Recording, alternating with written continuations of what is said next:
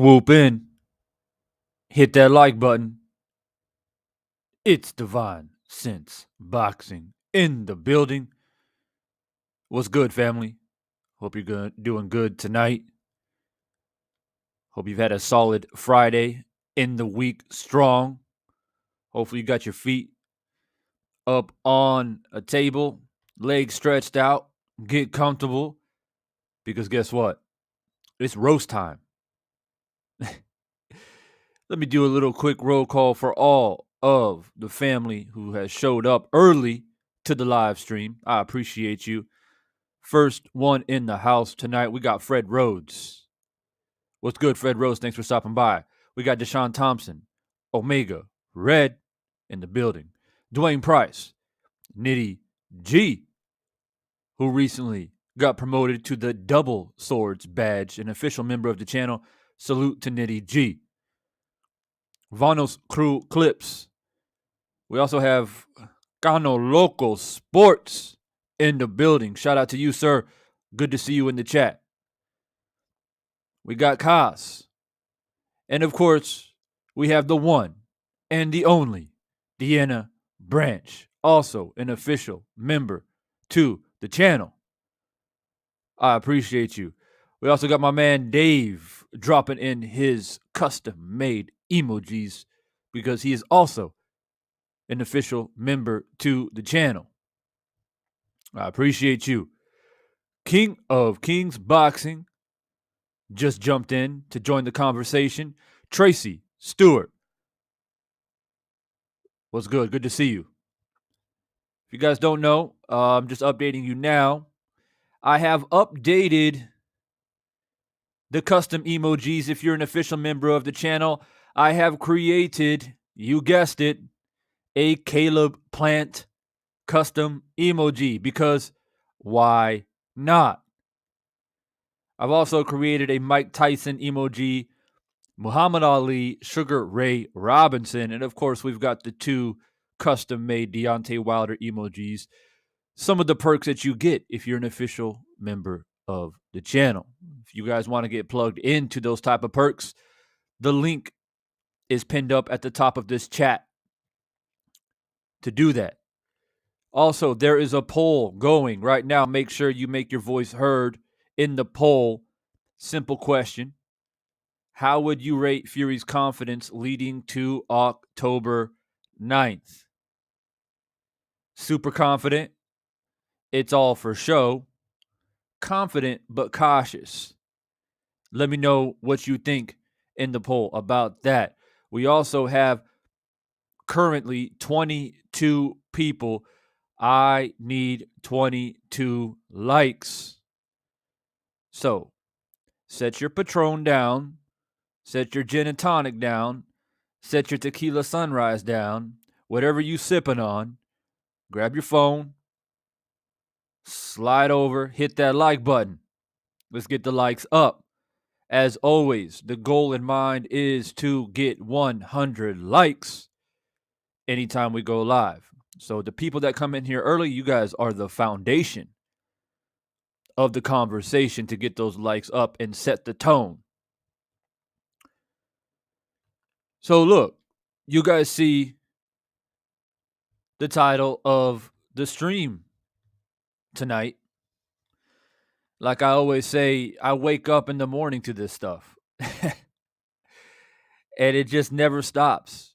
And people ask, why do you make so many live streams about Tyson Fury and Wilder? Well, because nobody stops talking about it. That's why. And the idea that this fight isn't selling is ludicrous. This is probably going to be the biggest fight of the year. So y'all can miss me with that. People are talking about this daily, hourly. You look up YouTube, Tyson Fury Wilder, Tyson Fury Wilder.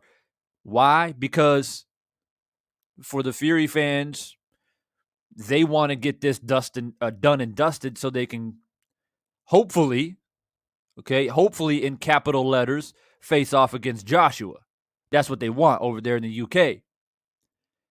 For Wilder fans, you guys already know what time it is. Yeah, it's redemption time. That's why this fight is selling. But at the end of the day, to Deanna's point here, it's history in the making. Literally history in the making. Shepherd King says, salute. What it do? First time here. Well, welcome to the show. Good to have you a part of the conversation, Shepherd King. Kano Local Sports said it is the biggest fight of the year. What are people talking about? The fight's not selling? Say what? So look, if you guys don't know, Tyson Fury has done a recent interview with a fellow named Chris Mannix. I gotta admit, I don't know who the guy was until I saw the video. I guess he has his own little boxing podcast. It seems to me that he's a Fury fan because basically, if you guys haven't seen the interview yet, you're going to see it here, VIP access. If you haven't seen it, I'm going to play it. But he basically allows Fury to say and act however he wants on his show, dropping a bunch of expletives and ranting and raving, hooting, hollering. So I would imagine he's probably a Fury fan. Don't really care about that. But, that's just a little side note. So what we're going to do is we're going to get into that interview. And, of course, something that I always do is dissect it and talk about it and give you guys my reaction to it. Because there's like this shift that's happening constantly, these waves, right? Up and down, when it comes to Fury, whereas Wilder's been pretty consistent all the way through. Starting from a year ago after the second fight, getting Malik Scott in, start training right away, leading up to the original date of July 24th. It's canceled, postponed, and then we, have to re-prepare. But it's been consistent for Wilder, right? How he's presented himself, the things that he's said, how he's conducted himself, and how he's conducted business in general. But Fury has literally been a roller coaster, right? Even if you're a Fury fan, you got to be honest about that. It's been a roller coaster, right? He's training. He's not training. He got COVID. He didn't get COVID. His daughter's sick. No, his daughter's cool now. Roller coaster, right? Throwing the boxing media and the boxing fans for loops and circles and rapid declines and rapid inclines. So this is just another example of this, right? In this interview, which I'm going to play here in a moment, just waiting for people to slowly trickle in. It's another example of this wave, of this roller coaster. That's why I put in the poll, let me know how you feel and what you think in regards to Tyson Fury's confidence. And be honest in the poll, as always. Be honest. Is he super confident? It's all for show. Or is he confident, but he's still very cautious? Let me know.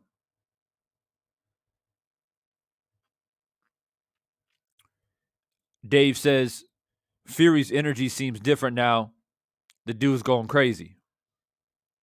Well, before I play this video, I want to go ahead and say this, just to kind of kick it off here.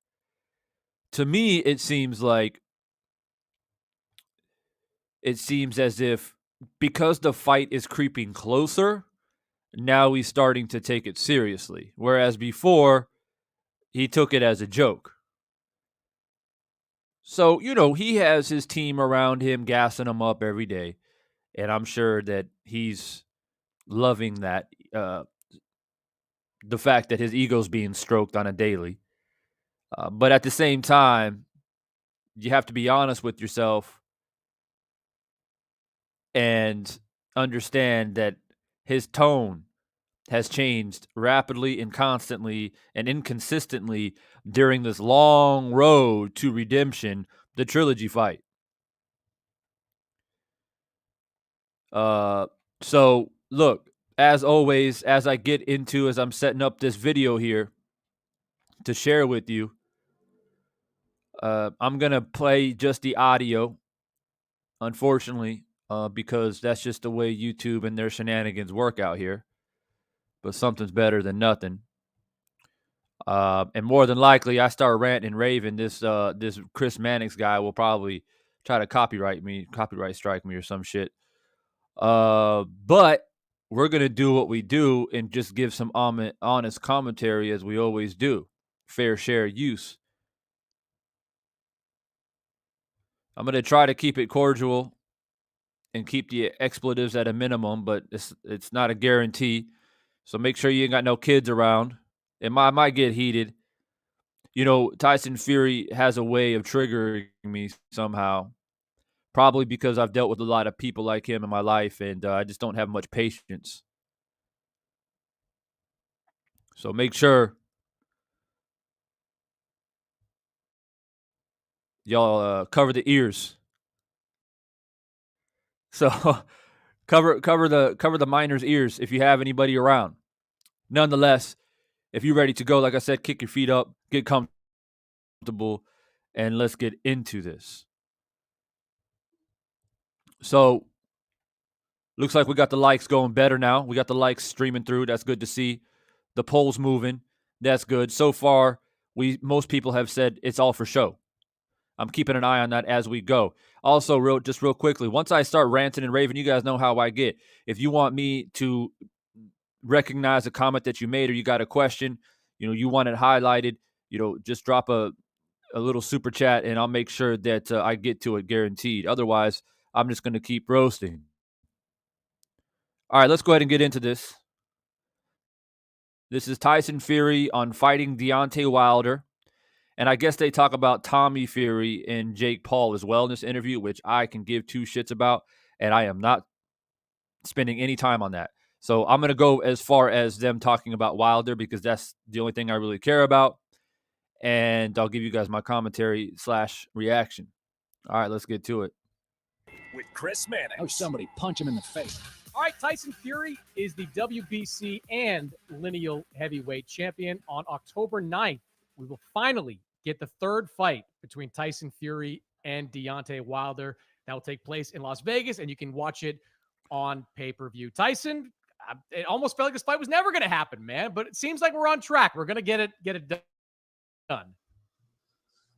Yeah, we're on track. Not too long away now. 2 weeks on Saturday. Looking forward to it. So this was postponed because you tested positive for COVID-19 a couple weeks before the July date. How are you feeling now, and what kind of things did you go through as a result of that? I'm feeling good. Been training about a month. Yeah, feeling good. Were you? I mean, what kind of symptoms did you have to deal with? I've had COVID twice now. Y'all hear that? Your ears aren't playing tricks on you. Your ears are not playing tricks on you. He said he got COVID twice. He got COVID twice.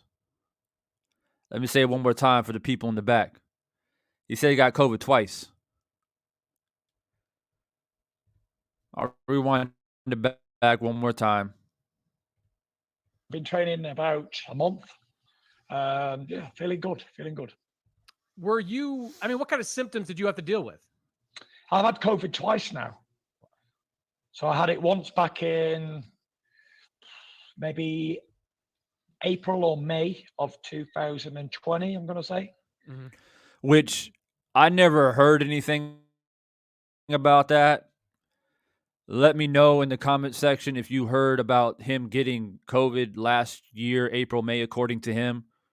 I don't remember seeing any reports. I wasn't on YouTube yet at that time because I just started this channel back in June of this year. So let me know if you heard anything about it. Even though I didn't have my channel, I was still involved in boxing, obviously, and listening to other people's channels at that time. And I never saw anything about it. So according to him, he got it last year, April, May. I don't know if he was vaccinated then or not, or what the case may be. And then he goes on to say that he got it again, obviously leading up to the July 24th date. And then I had it recently. So it was the first time was worse than the second time, but all the same, not a good thing to have. It's happened before, of course. Where now, based off of, I'm going to give you guys my personal opinion right quick. based off of my experience in dealing with people when it comes to reading their body language and things like that.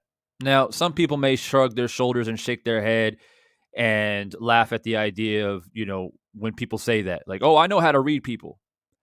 It is what it is. All I can tell you is I've traveled the world for more than a decade, which then obviously puts me in contact with a lot of people from different walks of life all around the world. And I've become accustomed to learning about people, not to mention my military experience. So, with that being said, you can take it with a grain of salt if you wish. But what I take is based off his body language and him trying to convey the message to his fans. Because, like I said, this guy, Chris Mannix, comes off as a Fury fan. Is that what I think is that he probably did get COVID the first time. I can hear the more truth coming out of that statement, saying that he got it last year, April, May, even though we didn't hear about it. But his body language changes. The tone of his voice changes quite a lot. Starts to stutter, starts to fumble his words a little bit hesitant on trying to get the right message out. And I feel like he's lying about getting it the most recently. That is my opinion. Obviously, I can't prove that. But also, he didn't help himself by proving that he got it the second time. So it's not just me. It's not him proving it and me still trying to debunk it. You understand what I'm saying? There's nothing to debunk because he didn't provide anything. But based off of my experience, as I just mentioned, and reading his body language here, he may be telling the truth about the first time he got it, but I think he's lying about the second time he got it. That's just my humble opinion. Where people have tested positive twice, but were you shocked that you tested positive after having had it? Yeah, I was pretty shocked because the fact that I was in Las Vegas for 2 months and Miami, I was in my Las Vegas for a month, for Miami for a month, pre-training camp, and I was out every night mingling with everybody at pool parties, just everything. I was in shopping centers, bars, restaurants, hotels. There was no masks, nothing. And I didn't get it. And then I was in training camp, locked down, and come down with it with 2 weeks to go. So quite crazy, but what can you do? Shit happens. All right, so let me pause it there.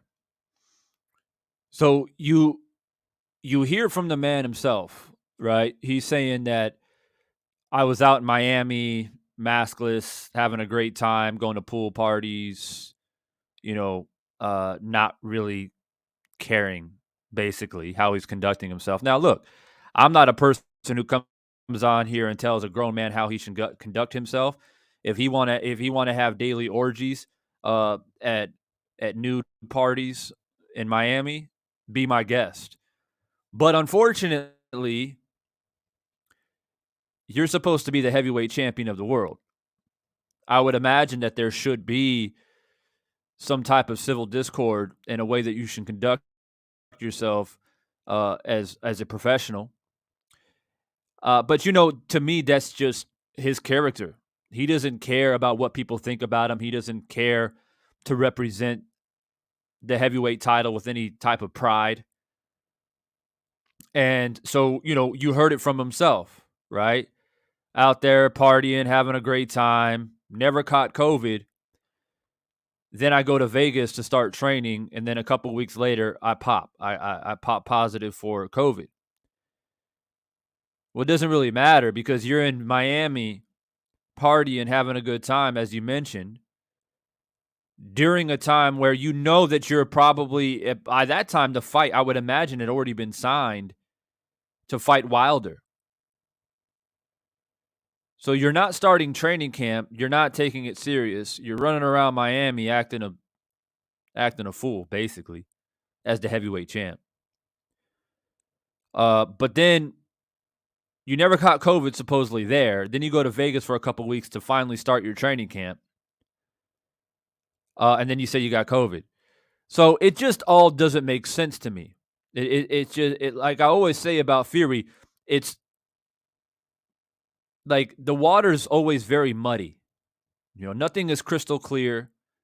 It's very muddled and inconsistent. So we have to take note at the things that are said. See, the problem is casual fans / Fury fans take this type of bravado as entertainment. They think it's funny. They think, oh, he's such a cool guy. He's running around Miami shirtless, having orgies on the beach in Miami. They think it's all fun and games, right? Like I said, I'm not here to judge anybody on how they want to conduct their lives. I honestly don't care. But once again, you're supposed to be the heavyweight champion of the world. And let me say this before people say, oh, well, Devon, you're contradicting yourself because, you're saying you don't care what people do, but then you say you do care. Okay, let me make this point, and then I'll keep moving forward. What if the fight is signed, right, between Wilder Fury, arbitration is done, it's went to court, been some turmoil, the fight is made, and Fury goes to Vegas right away and starts training, doing the right things, making sure that he stays away from COVID, gets vaccinated if he wishes to get vaccinated for that extra safety, which, by the way, Wilder has said in an interview, he did get the vaccine to have that extra security for him and his team. But imagine if the roles were reversed. Tyson Fury was doing all the right things, but Deontay goes to Miami, going to pool parties, wilding out, having a great time, not taking training seriously. Then 2 weeks or so of being in Alabama, he pops positive for COVID-19. How would the media report that? This is an honest question that I have for people. I don't care if you like it. I don't care if you don't want to think about it.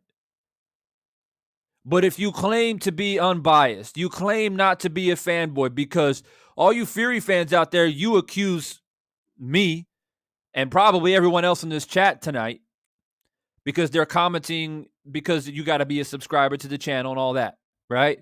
So for myself and everybody else in this chat currently, you accuse us of being Wilder fanboys or fangirls or Wilder-ettes. I've heard all the different slogans and slangs you all use for us when we're trying to support Wilder, right? But how's your man looking right now? How is he really looking? I mean, he's doing this interview right here shirtless.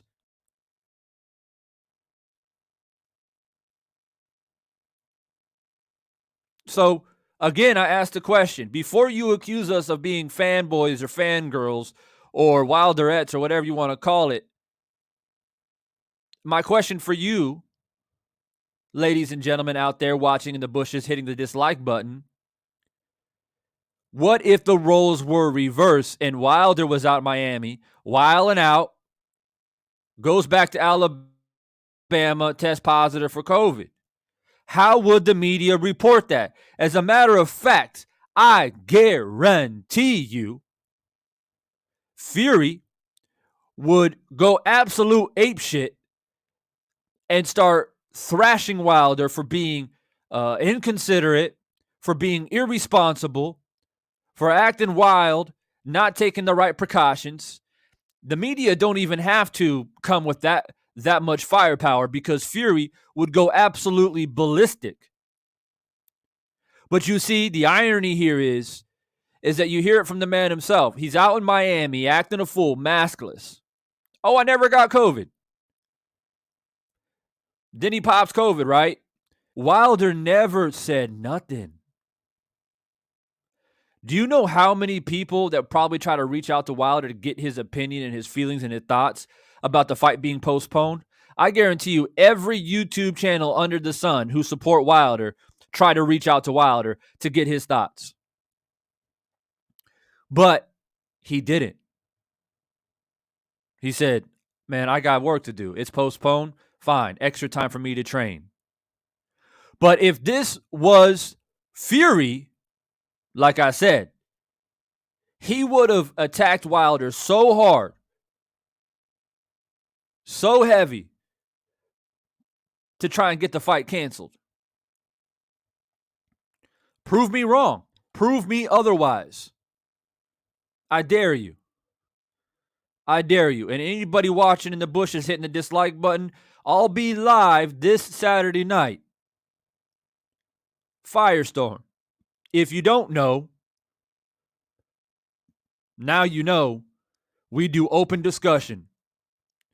People feel some kind of way, they can come in, but take caution. Take caution. Because we're going to have a whole panel on here Saturday night. But you can come in if you want to try to debunk my theories here. But I'd be hard-pressed to believe that you can do so. All right, we'll keep it moving. And come down with it with 2 weeks to go. So quite crazy, but what can you do? Shit happens. Now that, I mean, you had no choice, obviously, because of testing positive, but you have a couple more months to prepare for this fight. Maybe it's a good thing, maybe it's a bad thing, but how do you look at the extra time? I didn't use it. I took a month off after I got COVID because I've been in training camp, say 3 months before that. So I was already ready to go. So I didn't take any extra time to prepare. Why do I need to prepare for a bum like Wilder anyway? I could fight him on 3 days' notice at fucking 400 pounds and still knock the pussy out. Do you? Y'all hear what he said, man? I'll wind it back one more time. He basically said, why do I got to train? Why are you asking me about training? I don't need to train. I don't need to train for this bum. You give me 4 days notice and I'm 400 pounds and I'll still knock him out.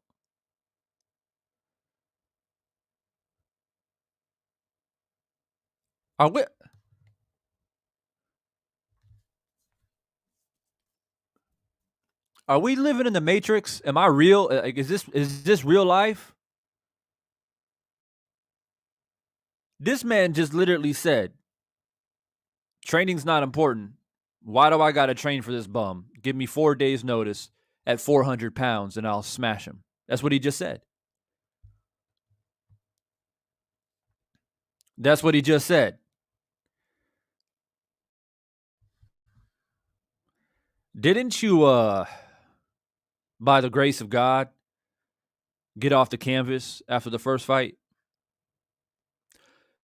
It looks like you forgot about that. Oh, that was a fluke, right? Okay, that was a fluke. I see. A month off after I got COVID because I've been in training camp, say 3 months before that. So I was already ready to go. So I didn't take any extra time to prepare. Why do I need to prepare for a bum like Wilder anyway? I could fight him on 3 days' notice at fucking 400 pounds and still knock the pussy out.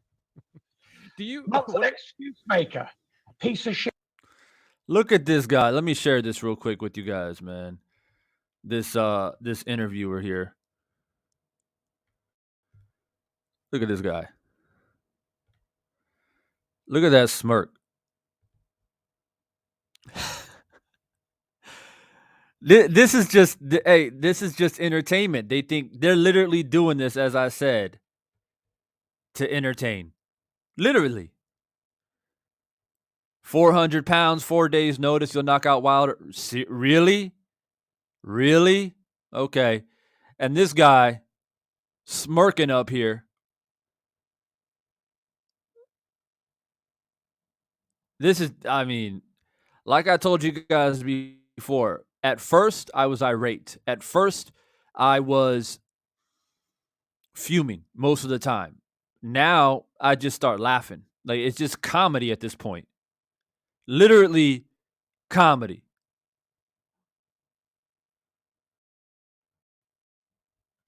Look at this guy. Wow. All right, I'm going to try to get through this. This is tough.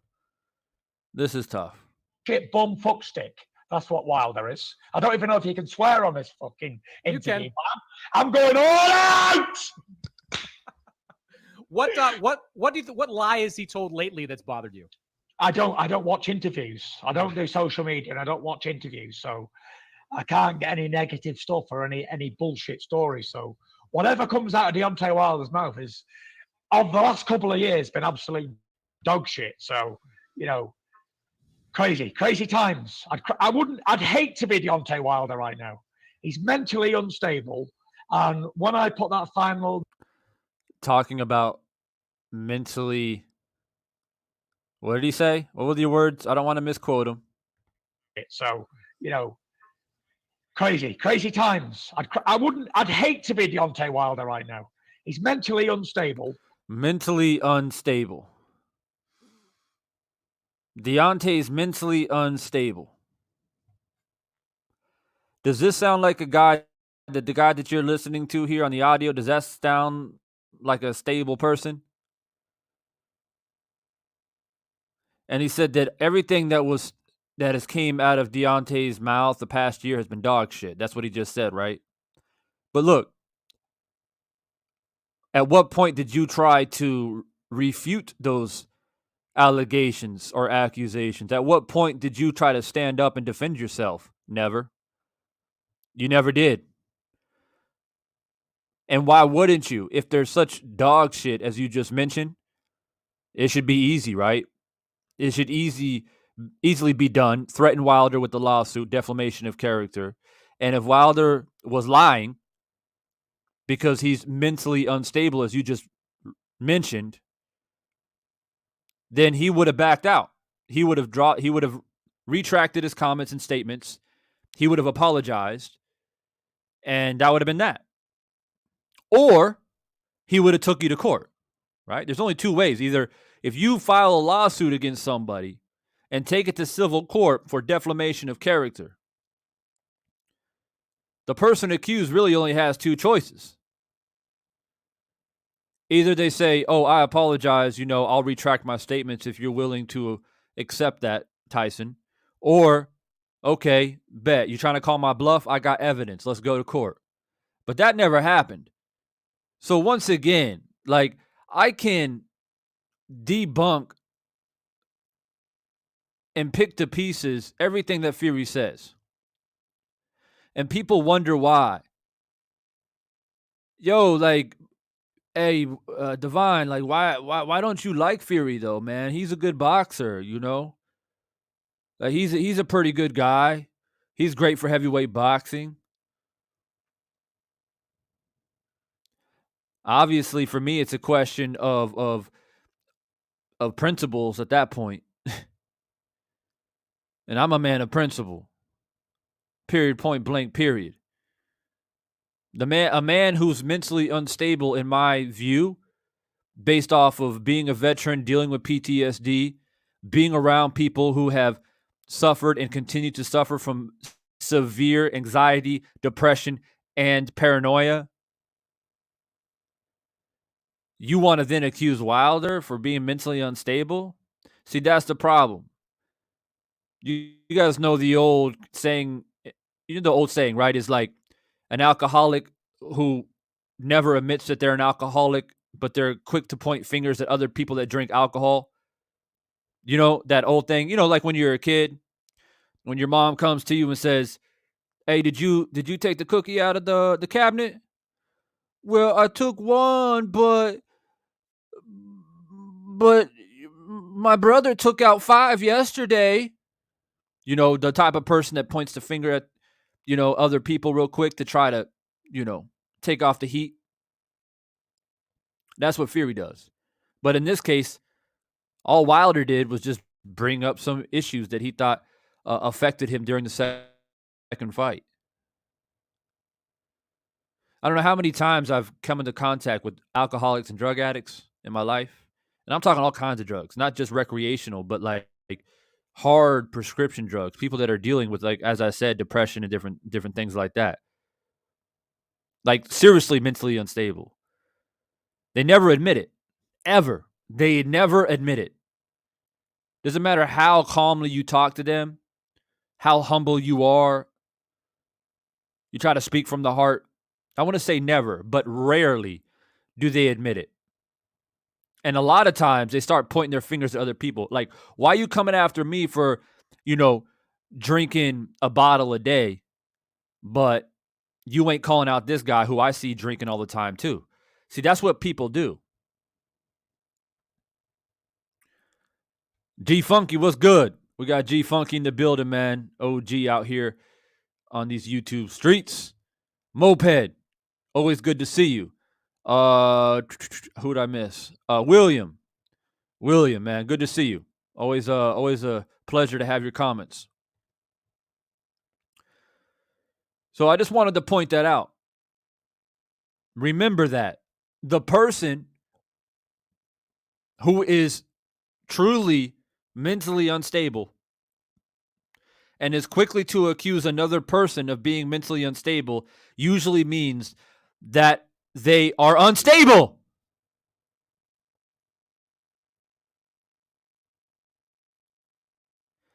And if you people, and I'm talking about the people in the back peeking through the blinds, hitting the dislike button, who call me a Wilder fanboy, who accuse me of being a self-hating white man because I don't go for Fury, I'm talking to you.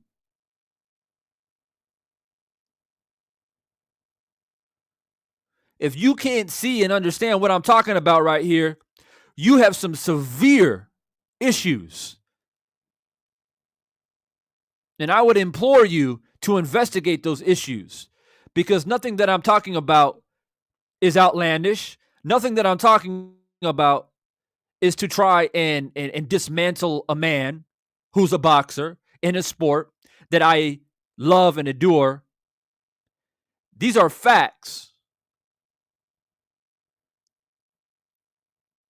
So before you come over here talking about, oh, you're ranting and raving again, Divine, you're damn right I am. Because I don't go around to other channels and accuse Fury fans of being fanboys or whatever. Why? Why waste my time? But you use your energy and time to come over here and accuse me of being a Wilder fanboy / self-hating white man because I won't go for Fury. That's the type of comments that you have put on my videos in the comment section, live and uploads.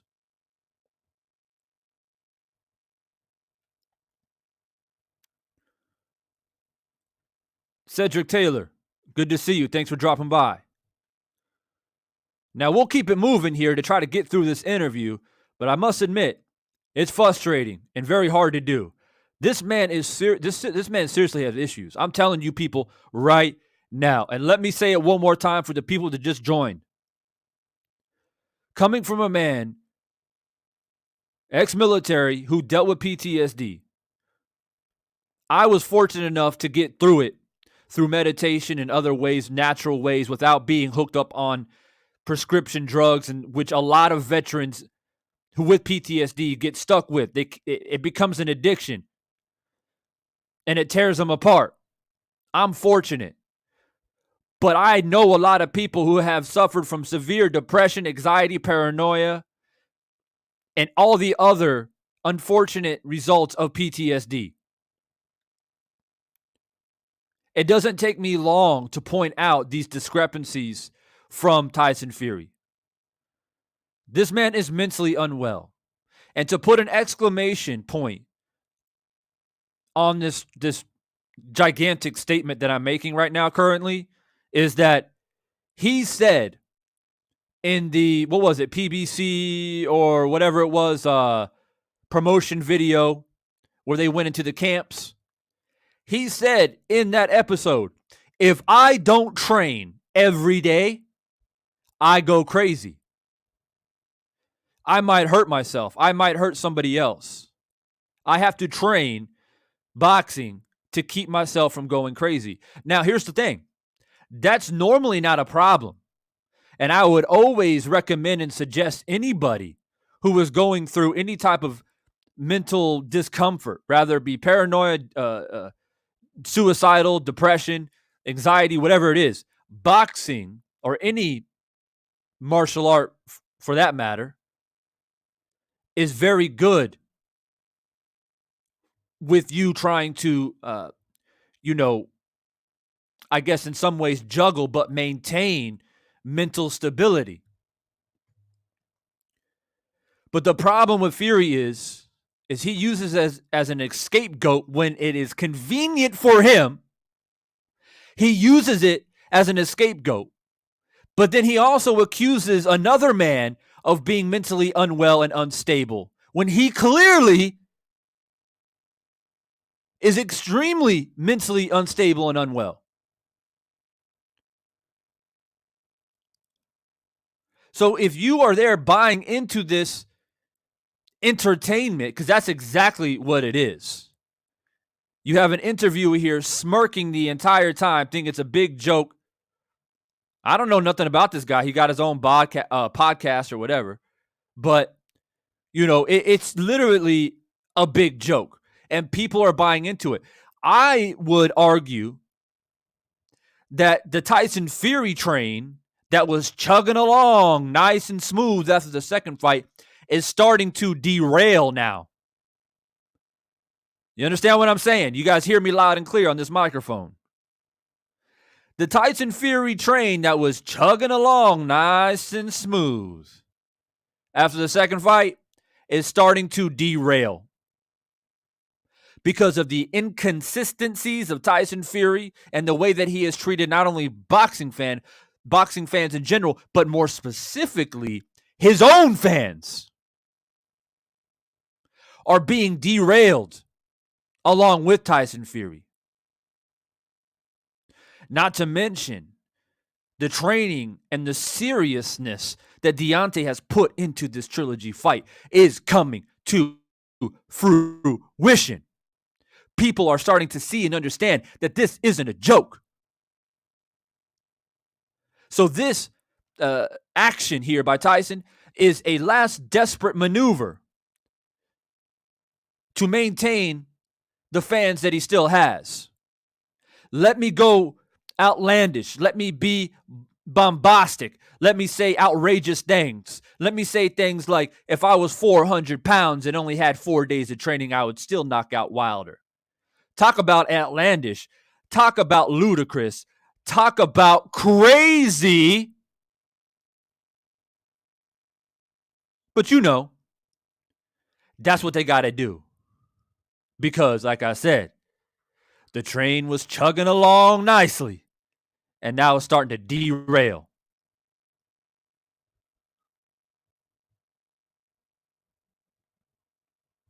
People better wake up. People better wake up. Duke Todd, what's good? Uberfly, what's good? Good to see you in the chat. I'm going to try to keep it moving here. And when I put that final nail in his coffin in 2 weeks' time, it's retirement.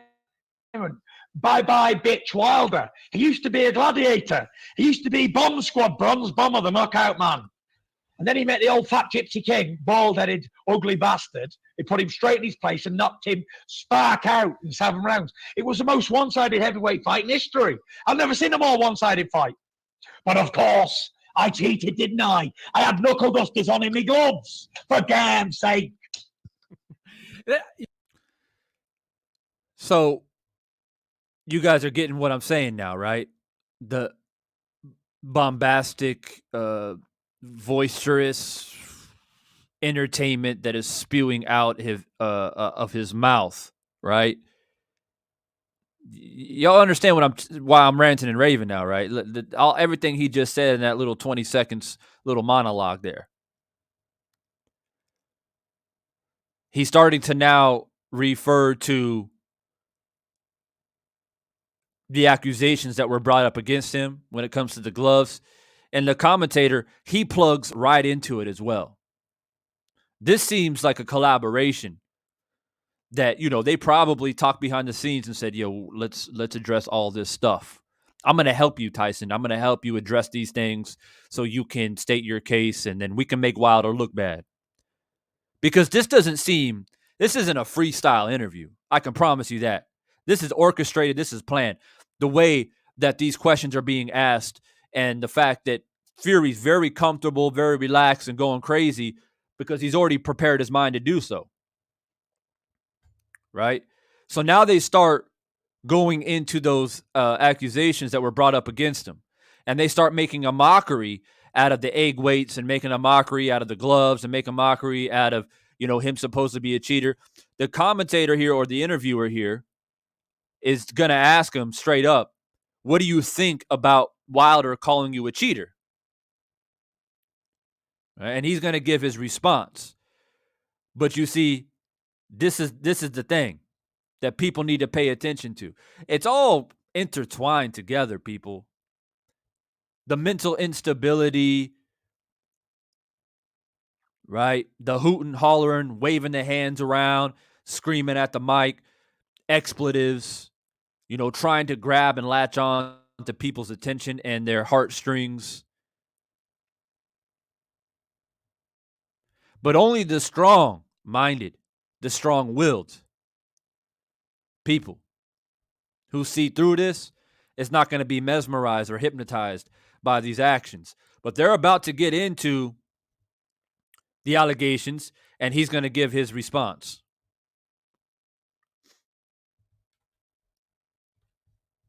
I mean, he has basically accused you of being maybe the worst cheater in boxing history. Yeah. I mean, how do you feel about that? I don't give a fuck because mentally unstable. Take it out on his face when I see him. This time, though, I would like to please double check my gloves for knuckle dusters and knives before the fight, because I have a terrible tendency for sticking 2 dusters on each hand before fights. It's terrible. Complete mockery of it, right? Complete mockery of it. Literally playing the devil's advocate, but in a very mysterious and evil way, in my opinion. And instead of saying, hey, what do I think about him calling me a cheater? Well, to be quite honestly, I feel like it's very, unprofessional, and they're untrue, and I can prove that they're not true. And Wilder was just upset that he lost. He could have went a whole different direction, but instead, he makes a mockery out of it. And he says, oh, make sure you check my gloves for knuckle dusters, a.k.a. brass knuckles. That's in the UK, they call them knuckle dusters. And check my gloves for knives because I have a tendency to put things in my gloves and hurt people. It's terrible, he says. It's terrible that I do that. Ha, ha, ha, ha, ha. It's terrible. It's terrible, mate. Fuck. Making a mockery out of it. Making Wilder look crazy. Making Wilder look stupid. Making Wilder the person who not only, according to Fury, is going to get ran over like a freight train, according to him, but also try to paint a picture that this third fight was never necessary because he was destroyed by his, as to what he just said, sarcasm or not, he said, with my knuckle dusters and the knives in my gloves. Ha ha ha ha! It's terrible, isn't it? It's terrible.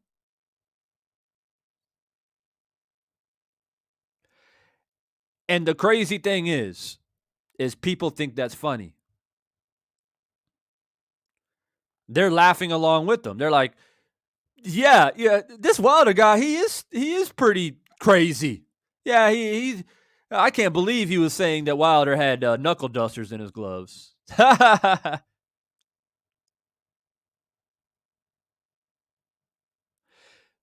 Y'all understand how, as odd as it may seem, this one fight, these two heavyweight juggernauts have somehow interjected into our human race, human existence, our universe. Everything that is being said and everything that is being done right now currently is all interjected into the universe, literally. Because this is beyond 2 heavyweight boxers. Beyond that. 2 polar opposites of people here. 2 polar opposites of men, right? Conducting themselves very differently. 2 different mindsets, 2 different beliefs in the spiritual realm. And the list goes on. Everything that is being said and everything that is being done leading up to October 9th is literally a representation on both sides of the spectrum on how the world is currently being operated. Y'all see that, right? Y'all see that. In our everyday lives, somehow these two heavyweights are projecting two sides of the spectrum that we encounter every single day in life. You think that's coincidence? That's up to you to decide. Some people believe in coincidence, others don't. But think about that. And the truth will be revealed. The truth will set you free. And after all the talk, after all the projection of both sides of the spectrum has been shined across the wavelengths like a spotlight over the ocean, October 9th will be Judgment Day. And the truth will be revealed on who was right and who was wrong. We, as boxing fans, Wilder or Fury fans, we don't need to be the judge. We can understand it in a different way. We can support who we feel like we need to support based off of the way that Wilder or Fury conducts themselves and the principles that they hold. We support our fighter, but we don't have to judge of who's right or wrong. That's in the hands of the gods. That's in the hands of the universe. And the truth will be revealed on October 9th. Only thing that we have to be or do as Wilder fans is prepare, not necessarily for the judgment, because the judgment will be played out on October 9th. What we do is prepare for celebration. That's what we do.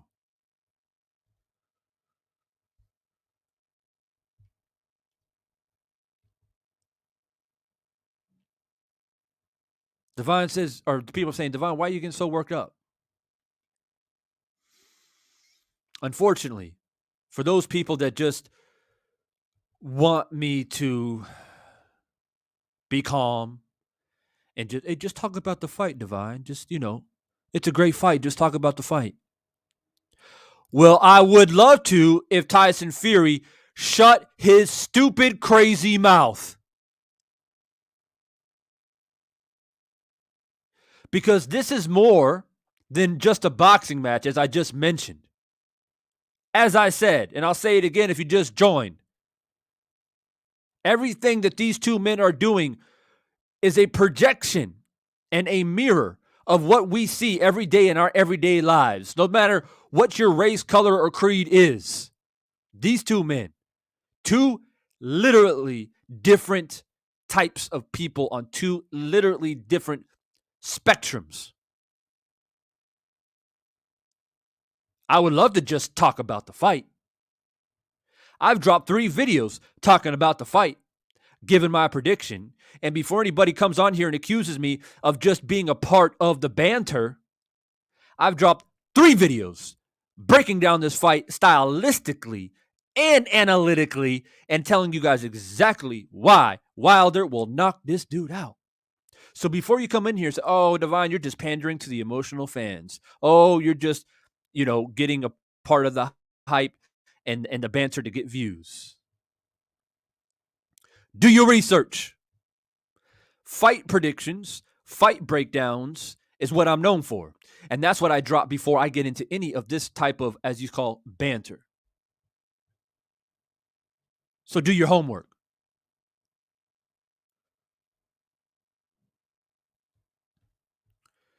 G Funky says, I don't believe any of the accusations Wilder has made. And that is fine. And G Funky knows this. I have a lot of respect and love for G Funk. But here's the thing. You don't have to believe it. I, personally, have never said beyond a shadow of a doubt here on this channel, a Wilder fan, a Wilder supporter, FYI, since 2015. Yeah, I still have videos of me talking about Deontay Wilder that far ago, that long ago, maybe even possibly before that. But even as a Deontay Wilder fan and supporter, I've never came out and said, yep, everything Wilder said is absolutely true. But what I did say, G Funky, is there's a lot of strange stuff going on. And that's why I did the film study of the second fight. And I pointed out from the first bell and to the end of the fight when the towel was being thrown into the ring by a seated position, by the way, G-Funk. Didn't go to the ring apron and throw it at the referee, what you're supposed to do. But that's neither here or there. I went through that fight brick by brick. Not throwing out any claims, not saying, hey, look at the gloves. Those are tampered with. My job as being a fan of the sport, when there are accusations brought to the table, no different than Oscar Valdez popping for an illegal substance or any other fighter popping for an illegal substance, things are brought to the table. It's our job as content creators to bring it to the table, yes or no? Gloves are brought to the table. Spike water's brought to the table. Egg weights is brought to the table. A dent in the head, supposedly, brought to the table. His legs looking weak from the first round, brought to the table. Disloyalty in the camp between Breland and Wilder before even the first fight, brought to the table. It's my job as a content creator to investigate, is it not? To be unbiased, is it not? And I go brick by brick and I let the people make the decision for themselves. But you're right. The most important thing is, in fact, October 9th. That's what matters the most. And truth be told, all of the accusations and stuff like that were brought up after the second fight, it won't matter anymore. By the morning of October 10th, it won't matter anymore. It's done. So you're right. That's what truly matters.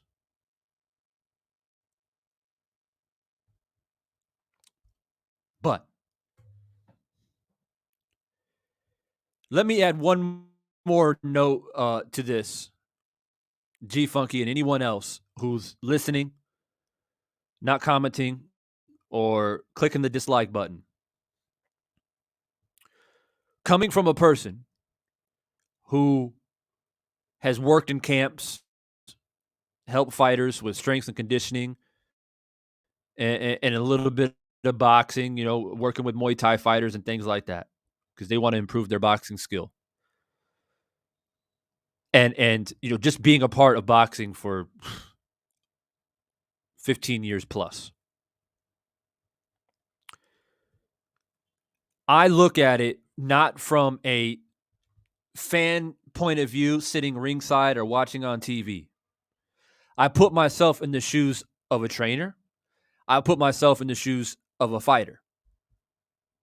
And one thing I can tell you, G Funky, and all the other people watching that want to dispute what I'm saying, one thing that I will say adamantly and as concise as I possibly can, all of the other gloves and all that to the side. Y'all can debate that all you want till you're blue in the face. But one thing I will say, Wilder, again, trainer, boxer, perspective, didn't look right when the fight first started. Now, there's a lot of explanations that could be made, right? You can say, well, maybe he wasn't hydrated. Maybe he had too much salt in his diet. Maybe he lost too much electrolytes and his legs cramped up. Maybe, he had a fight with his girlfriend or his wife, or I'm not quite sure their status, but maybe he had some type of domestic dispute with somebody. Maybe he, wasn't feeling good or had an injury. There's a lot of possibilities, sure. But there are very specific characteristics of the body that you have to look to make these type of assessments. Dragging your foot around, and most notably his right foot, which is his power foot, right? Because he's a right-handed fighter. Dragging his back foot around the ring at the start of the second round. He had zero bounce in his step. Not that he's like an overly bouncy fighter like Muhammad Ali in his prime, but very noticeably is like his feet, especially that back foot, was like in quicksand. It's like dragging cement around. And I noticed that live. I noticed it. But because of adrenaline and watching the fight with friends and stuff like that, you're on the edge of your seat. You don't think about it. You don't process it right away. You got to go back, turn the mute button off, and go frame to frame. That is something that stood out to me the most, more than anything else. All the pictures that surfaced about the gloves, all that is how he looked and how he had a very specific body language that isn't consistent with Deontay Wilder throughout his whole career, and I've been watching him for a very long time. So either it's one or two things. One, it's just a bad night. He didn't eat good. He didn't hydrate. It's a diet thing. He wasn't mentally there. Whatever it is. Two, some shady shit was going on. Period, point blank. There is no middle ground. There isn't no exhibit C, D, E. There's literally two things that would explain how Wilder looked by the beginning of the second round. That's it, right? So you, as a boxing fan, a diehard boxing fan, which a lot of us are, have to go through and review that, right? But here's my thing. Last little note on this. I know I keep saying last note, but I keep going. I apologize. Is if you are leaning towards, oh, well, it's just one of those things, Divine, like, he had a bad night. Maybe you're right, Divine. Maybe he was dehydrated. Maybe he didn't have enough potassium or magnesium. He was cramping up. He wasn't feeling good. Okay. I would be okay with that, except here's a problem. When the water allegations were brought up, Mark Breland tucked his tail and ran. He was fired, not because of the spiked water. Let me set the record straight. Not because Deontay said, hey, I think you sparked my water. You're fired. He fired Mark Breland because Mark Breland broke the code of honor by throwing in the towel when Deontay told him, probably previously and maybe even during the fight, don't throw the towel in, right? He felt that was something that he couldn't accept. That's why Mark Breland was fired, not to mention animosity that clearly has now been brought to the showcase, that they haven't been getting along. They haven't had a good relationship for quite some time. Why? Only they really know. Only those two men really know. Okay? So that's why he was fired, not because of the water. Because Wilder's smart enough to not fire someone without pure evidence to prove it. He had a feeling, he had a suspicion, but that's not why he fired Breland. He fired Breland for breaking that code of honor. Now, we can argue all day long on whether the stoppage was good or bad, or you side with Breland or whatever. That's up to you, right? Or people have their opinion. But before you make that opinion, one thing that you have to consider and understand, and I feel like I'm an Italian right now. I'm not Italian, by the way. But one thing that you have to consider is the fact that Breland, during the entire length of the second fight, never, go back and watch the fight, never warned Wilder by saying, you're not looking good. If you don't show me something, as much as I don't want to stop the fight, you're forcing me in a bad position right now, Deontay. You're getting beat up. If you don't show me something, you're going to force me to do something that I don't want to do. That is how a trainer talks to their fighter, a heavyweight champion defending his belt.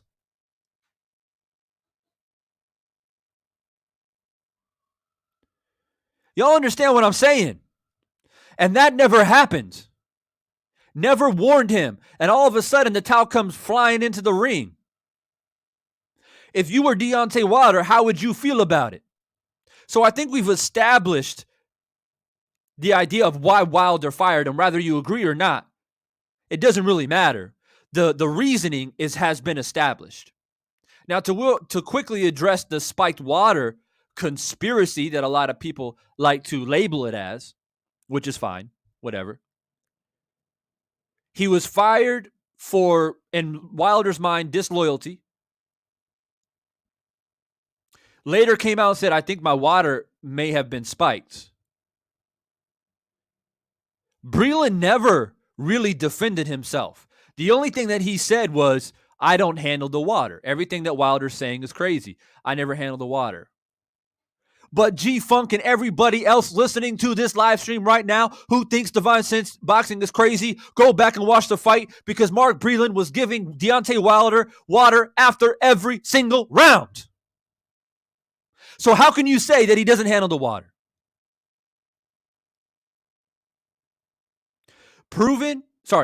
Innocent until proven guilty, yes. But if you're going to criticize and dismantle Deontay Wilder for making these outlandish claims against Mark Breland, then you better put a spotlight on Mark Breland too, because he did jack shit to defend himself. Other than get his money, he got his payday, and he rolled out.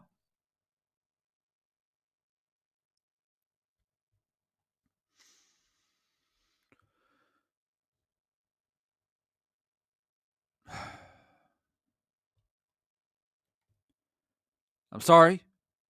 I get lit. And it's not directed at G Funky. I don't know if you're still here or not, because you know I got a lot of love for you. But I guess what really gets me heated is people calling me crazy. People accusing me of being a fanboy because I buy into the conspiracies. I don't buy into nothing. I'm one of the most difficult people to convince of anything. I'm a very show me to prove me type person. If you tell me, but I'm also very agnostic in everything that I believe in for the most part. I'm a very spiritual person, but I'm also agnostic when it comes to believing things. My point is that if you come to me and say, hey, Devon, man, I just want to let you know, bro, like there was a dragon that flew into my room last night. It was absolutely amazing. Like I didn't think dragons existed. There's only two types of people in this world that will approach that type of claim. One person will say, are you all right? Dragon flew in your room. Are you crazy? Dragons don't exist, bro. Like, get off your meds. Or get back on your meds, rather. Or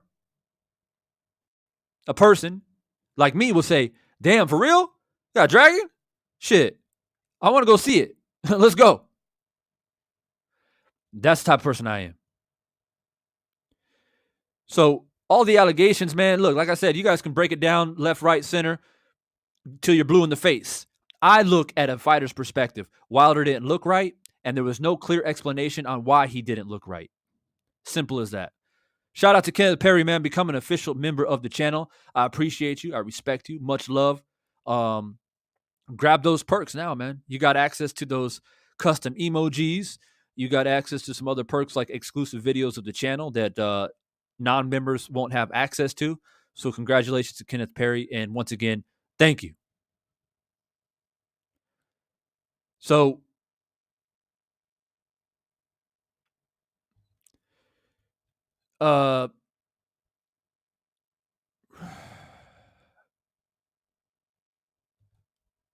Murph says, hey, Devon says, boxing, why are mods timing people out because they have different opinion than them? That's some immature shit. Do people have to stay on code in here to be allowed to chat boxing? Well, the idea of the moderators / wrenches is to not allow people to disrupt the flow of the conversation. Right? There's probably some things in a very controversial, sensitive subject like what I've just been ranting about, is that if you have a completely different point of view, then it'll probably be best to keep your opinion to yourself, with all due respect. Now, if we're here talking about a fight, who wins, Joshua Wilder, and we're not talking about these sensitive in nature topics, then, people will probably be fine with you believing whatever you believe. So I'm just letting you know. But on that note, Murph, if you have a very specific question that you feel like, man, I really need this to be addressed, then drop a super chat. Like, I don't care, man, 99 cents. Highlight it if you feel like it's important, because I don't want you to feel like you're alienated and you're being pushed away from the conversation. Drop a little super chat, highlight it. It's not about money. It's about you making it important enough that you want me to address it. You understand what I'm saying? 99 cents or like whatever, $1, whatever. It's not about money. It's about the fact that you want to get a point across. And I'll answer it.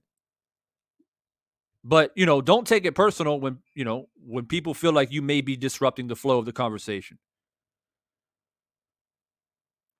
So I'm just trying to catch up with all the chats here, man, because like I said, I get crazy sometimes, man. I get crazy, and, I miss a lot of comments here.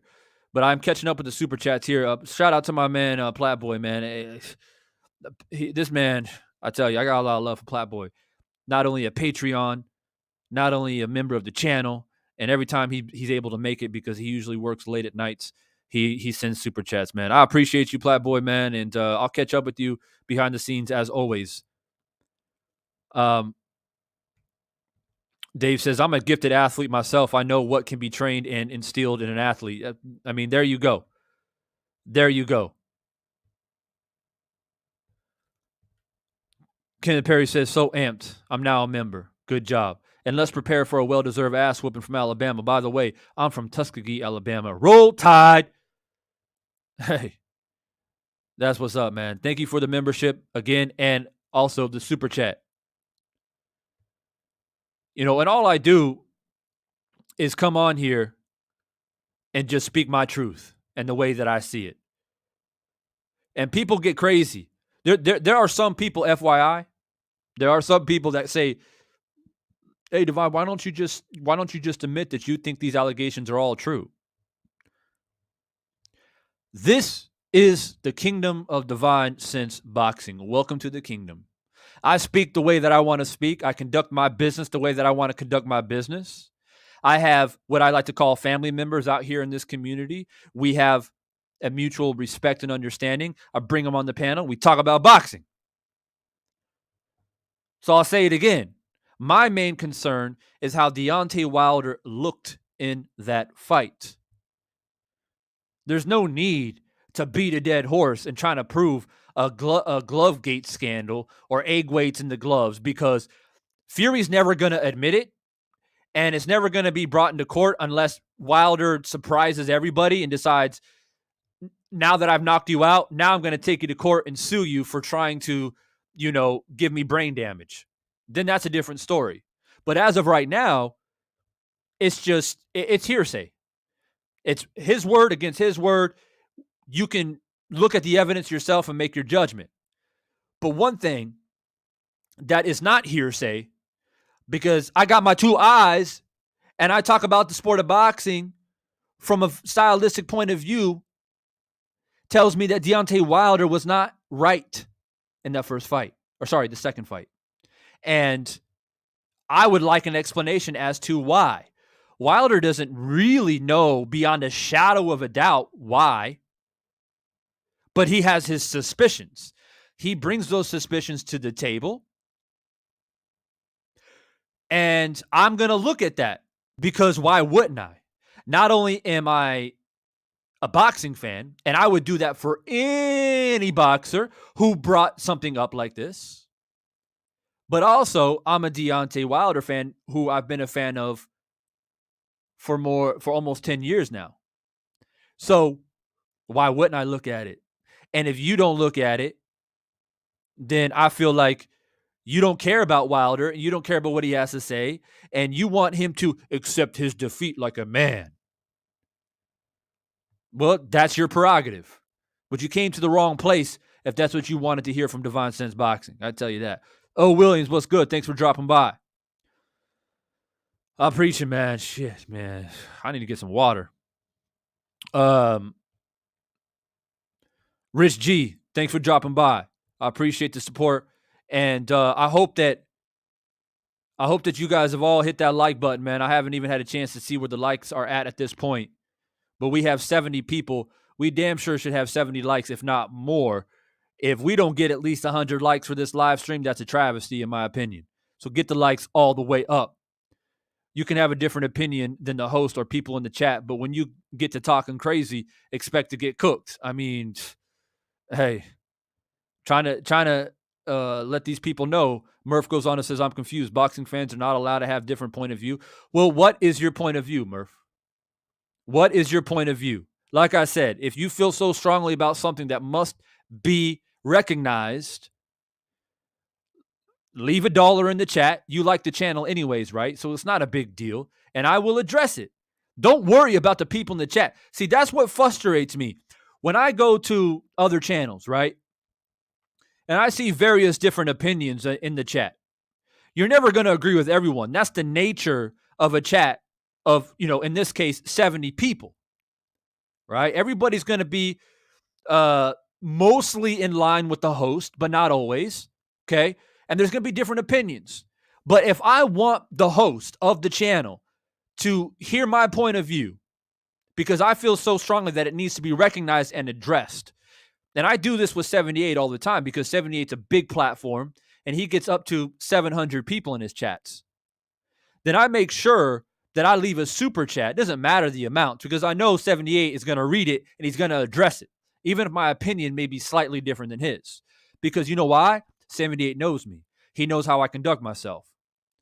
So you establish yourself on my channel as being a boxing fan who's not trying to ruffle people's feathers, but just trying to get a question answered.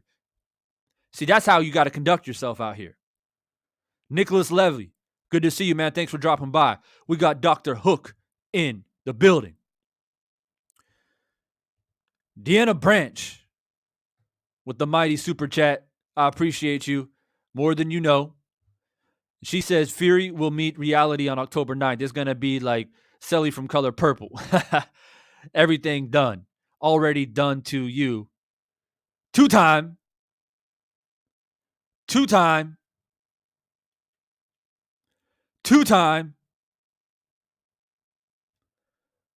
That's right. I appreciate you, Deanna, for the super chat. Much love, appreciation.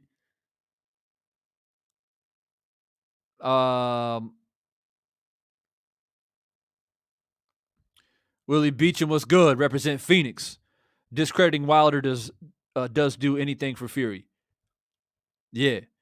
Black Superman makes it into the chat. Drops his custom emoji as well. Thanks for dropping by. Uberfly says, I've been saying this should be the focus. The evidence is right in front of our eyes. It's on tape. So just open your eyes, basically.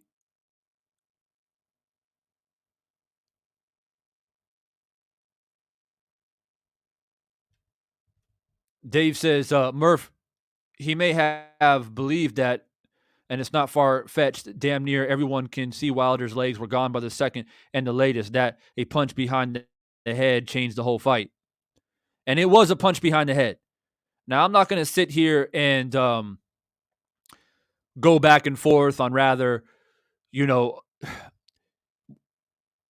it's dirty or not, okay? I'll leave that up to the people to decide for themselves, because it does happen in boxing. When you duck down and try to avoid a punch, You can get hit behind the head. It happens. It's part of the sport.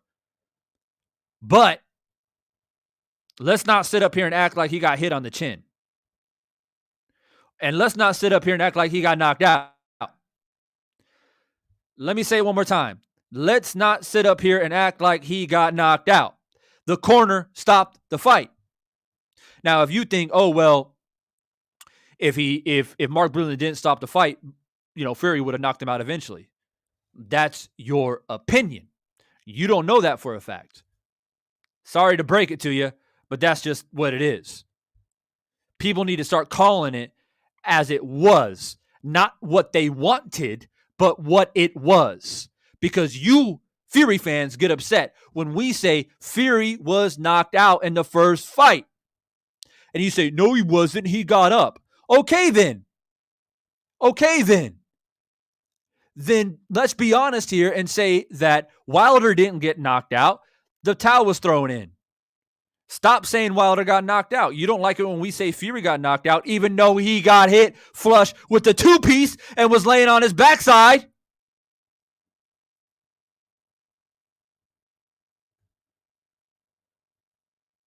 Let me say that one more time. He got hit with the two-piece and landed on his backside, eyes rolling in the back of his head. You guys get upset and say he wasn't knocked out. He got up before the count of 10. Fine. Then stop saying Wilder got knocked out.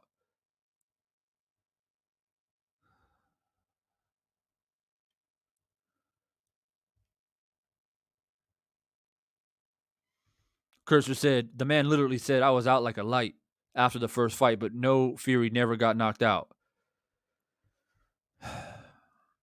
I'm telling you. I got sidetracked. I got pulled into a different direction. I apologize. I'll get back to the interview because I know a lot of people, they came in here to hear my thoughts about the interview. I apologize. We had some comments that, ruffled my feathers a little bit. I think G Funky bounced out. I didn't mean for that to happen necessarily. But I get crazy sometimes and my eyes get big and I get all I get all amped.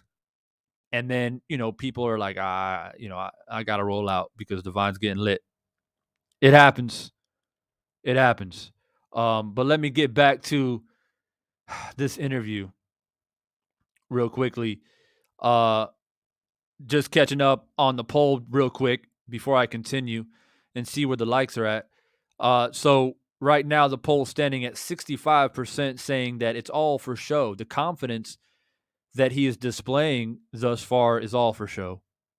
13% says he's super confident. And 22% confident but cautious. Now, I have a question for people. Why do I have 95 votes in the poll, but I only have 63 likes?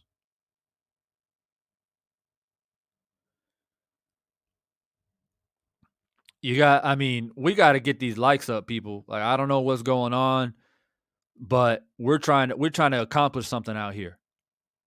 We're trying to grow this voice out here. Antoine, also an official member of the channel. I appreciate you for stopping by.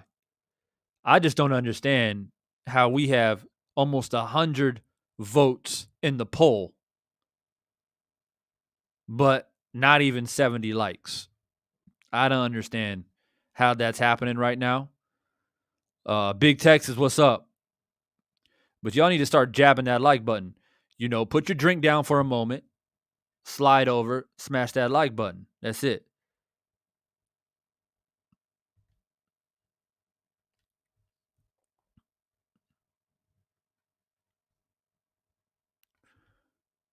So let me go ahead and get back into this interview, which I believe a lot of people are still waiting for me to talk about.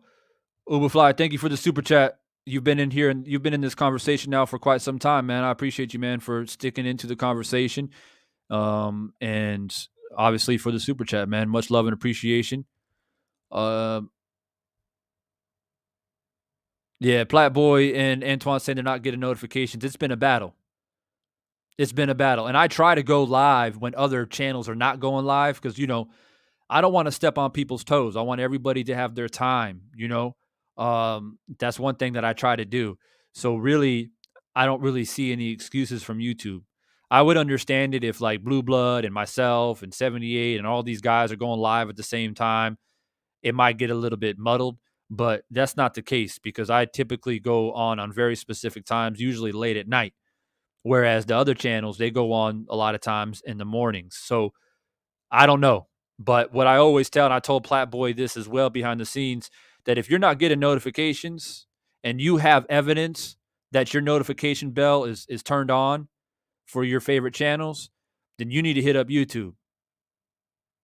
You need to hit up YouTube and let them know that you don't appreciate it. And because on this YouTube, Google stuff, money's power out here. So especially if you're an official member of the channel, you're donating your hard-earned money to the channel, and they're not giving you notifications. You let them know you don't appreciate that.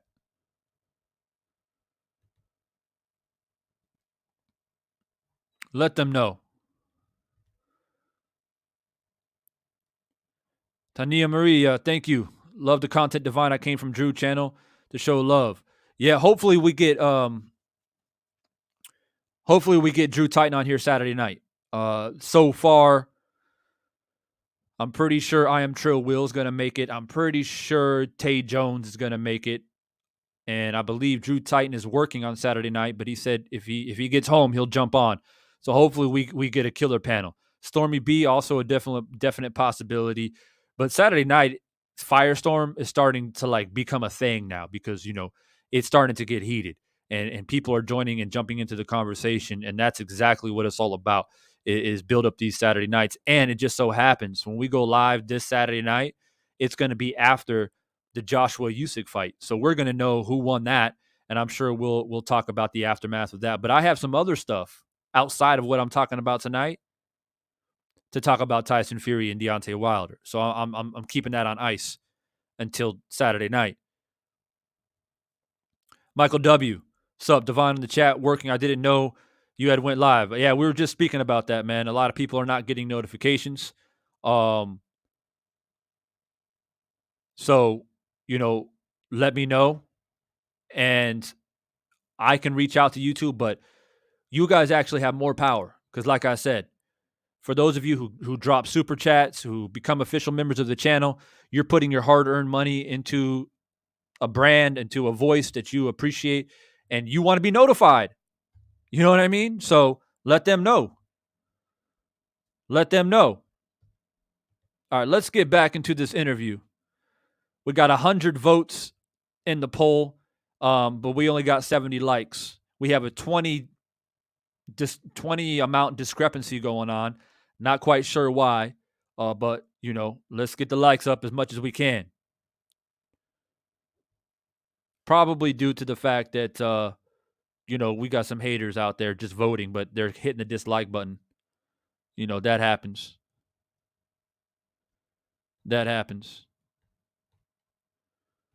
Just bear with me just for a moment. Just want to check something out. All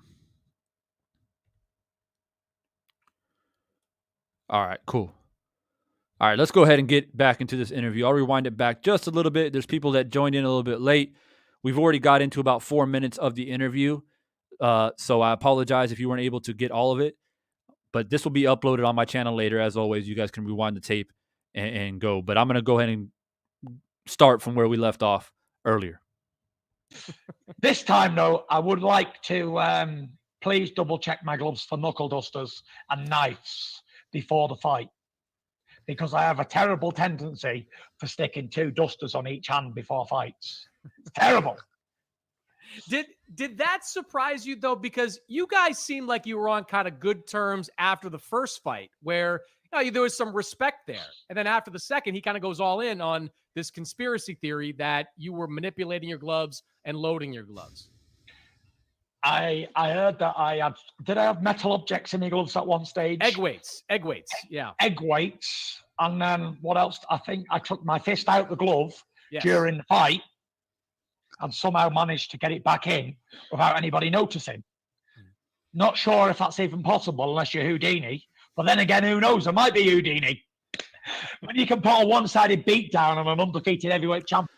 So again, it's just mockery, just mocking all of the allegations that were brought forth.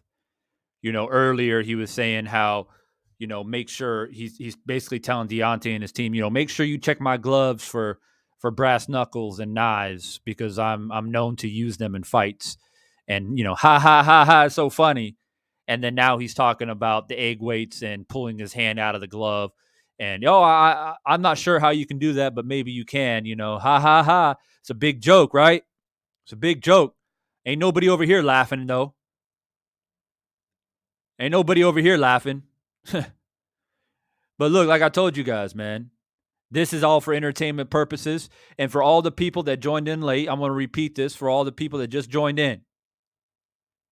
What people have to understand what's happening right now is that the Fury train was chugging along nice and smooth after the second fight. Chugga, chugga, chugga, chugga, chugga, chugga, chugga, chugga, chugga, chugga, chugga.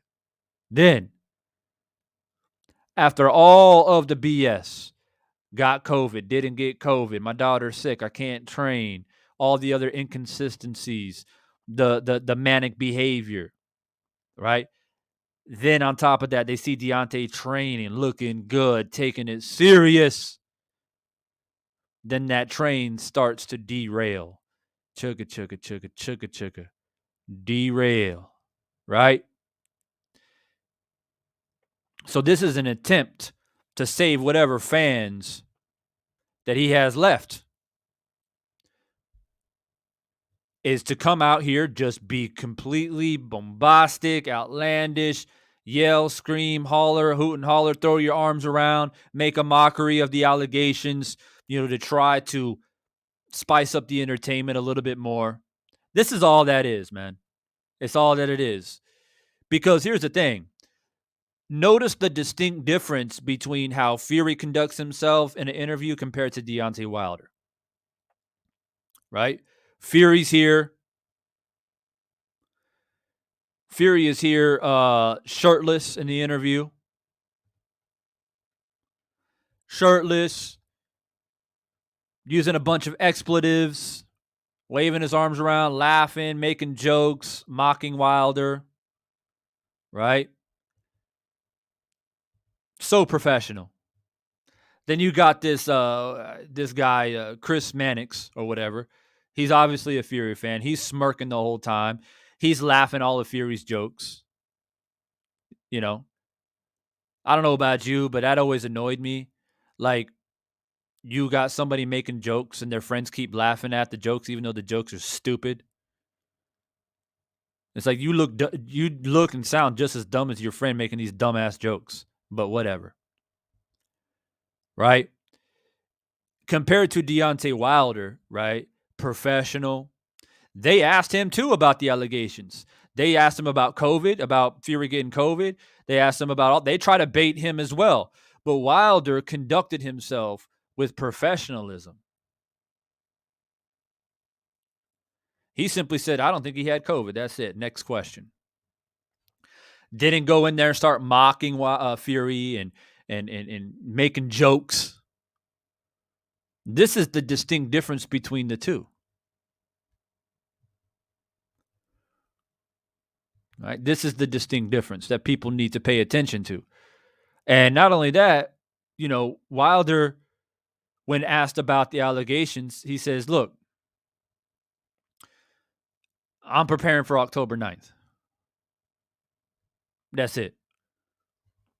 What is said has been said, and there's no more need to continue to beat that dead horse. And that horse is dead because, like I said earlier, it's his word against Fury's word. Wilder's main concern was to go to court and get that third fight that he was guaranteed and promised in the contract. He got that, and he started putting in that work.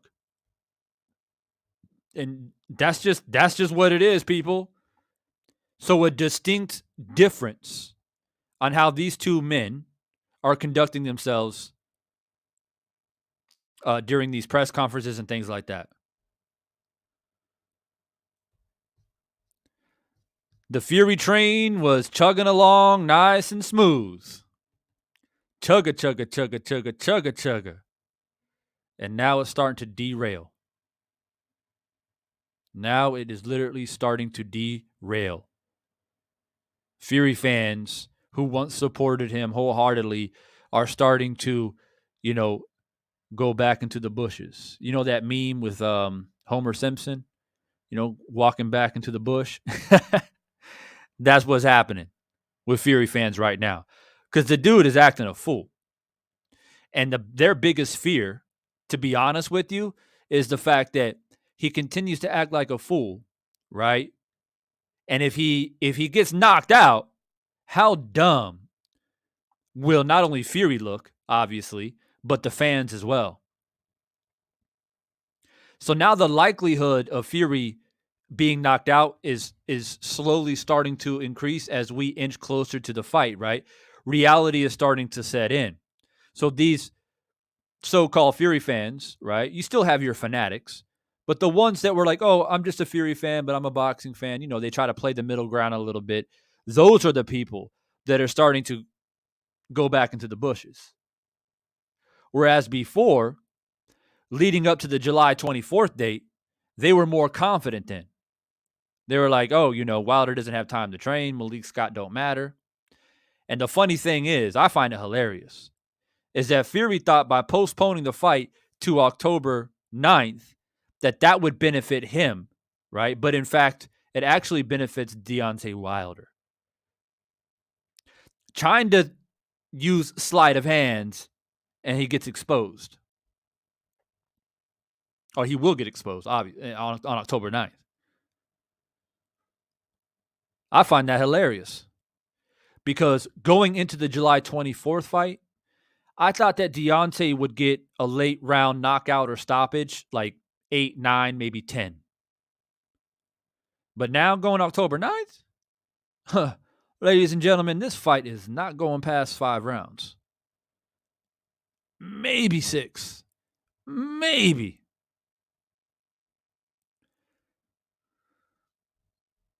And that's just where I stand on that. Let's go back to the interview. Like I did, then I must be Houdini.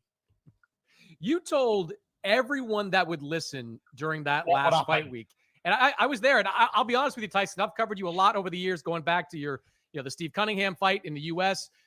Yes, you're a fan. We know you like Fury. Okay, keep it moving. Thank you. I didn't really believe you. I thought you were kind of playing a head game with Wilder, but you went out there and did exactly that. Do you have the same mindset going into this fight? Yes, for sure. My mindset is knock him out. There's no two ways about it. I'm as fit as a fiddle. I'm 270 pounds.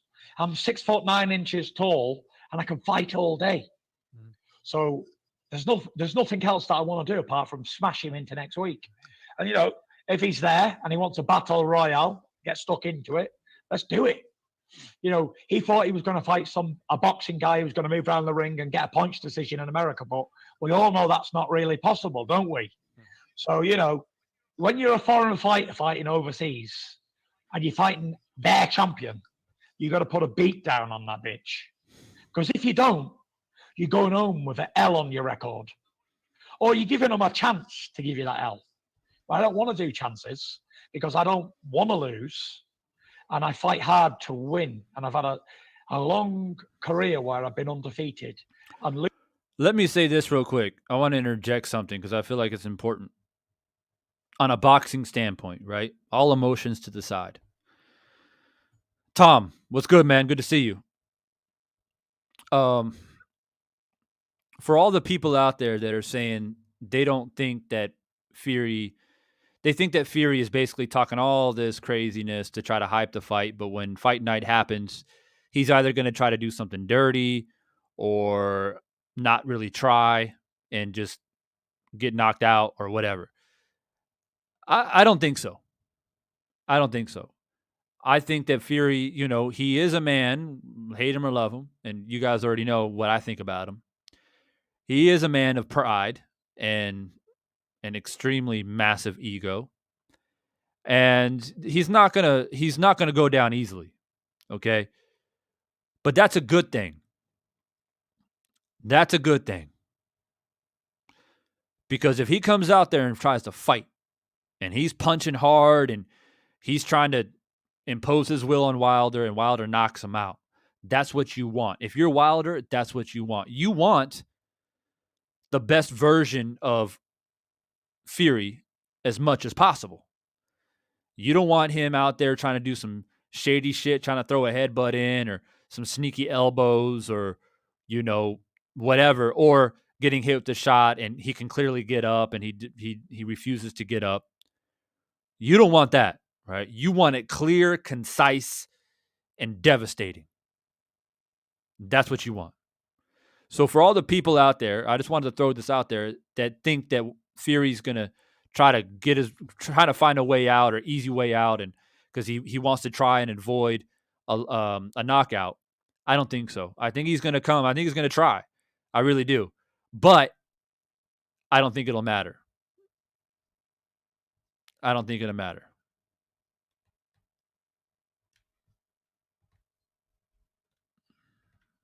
Losing to me is not an option. So whatever it takes to win on the night against Wilder in 3 weeks' time, whether it's boxing and then knock him out in round one, take it to him, whatever. The mindset is destroy him, smash him to pieces. Even worse than I did the first time when I stuck my fingers in his ears with big sharp nails on them. That's true too. I forgot about that one. I forgot about that one. I forgot about that one. Man, shut up. Get off this man's dick, man, for real. This guy, man. I don't even want to listen to this guy again. This guy's pathetic. Like, when Wilder gets interviewed by PBC, for example. Yeah, PBC, that's their fighter. Like they support Wilder. Or if he gets interviewed by Drew Titan or he gets interviewed by 78. There's a little bit of bias, and that's fine. I don't have a problem with them being a fan. But this is pathetic. Like, really? Like, you love this man this much? Oh, my God. I forgot about that. Let's talk about that. Your big nails that scratch. Man, shut up. Be a reporter. Be an interviewer. Have some dignity.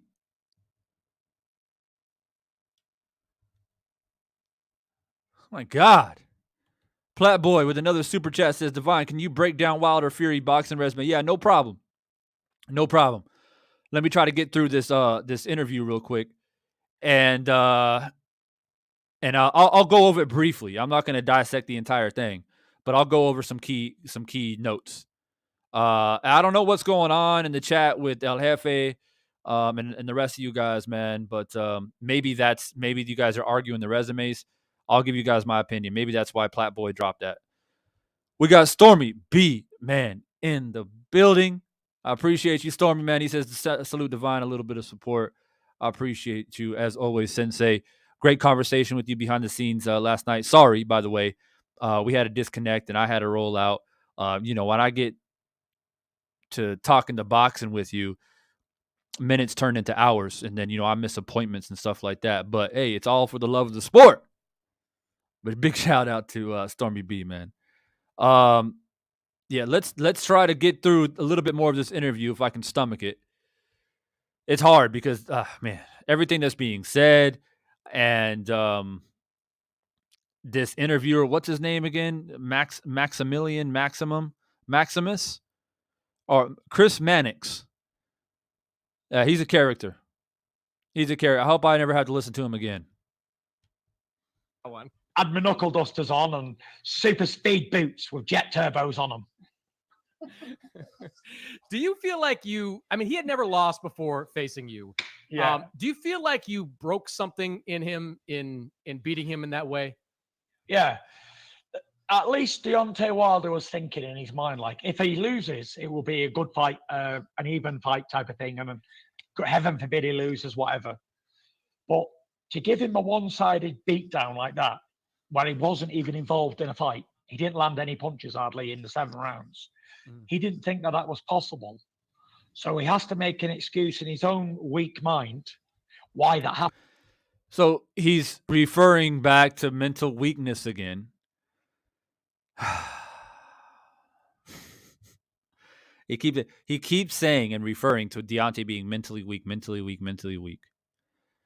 For all the people that are just joining, hopefully you've already swept in and jabbed that like button.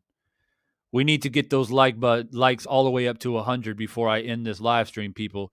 I have over 112 votes in the poll, but I only have 84 likes. Can somebody explain that to me? I understand there are haters peeking through the bushes. That's a given. But all the supporters, let's make sure that we set down our wine glasses for a moment and hit that like button.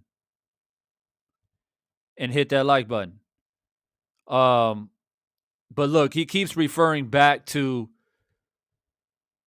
the whole mental illness thing, or mentally unstable, or mentally weak.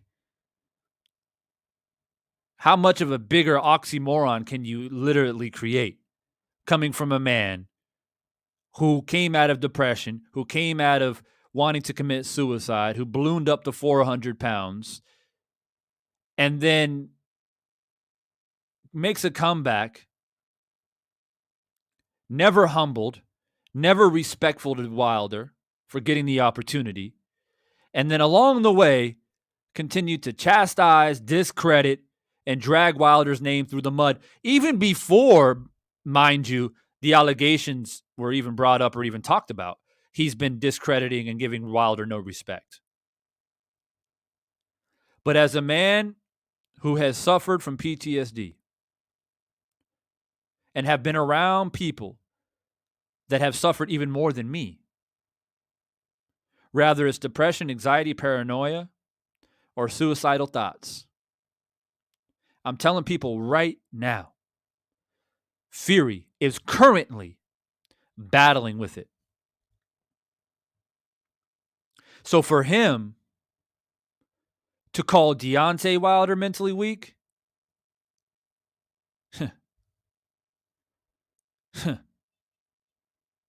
check yourself. Bring your favorite stuffed animal and a pillow. Wilder knows. He knows what Fury's saying out there. Everything will be held accountable on October 9th. We got Michael W. in the super chat. I appreciate you, bro. He says, keep being objective and speaking the truth on these situations, no matter the race. I respect that because to me, real men call it how we see it, respect. And you're absolutely correct, Michael.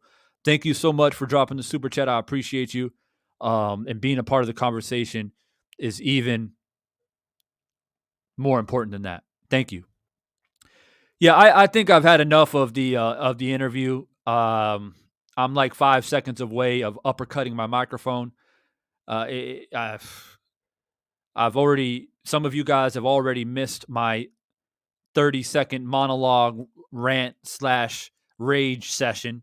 We had a few people in here commenting some certain things that ruffled my feathers.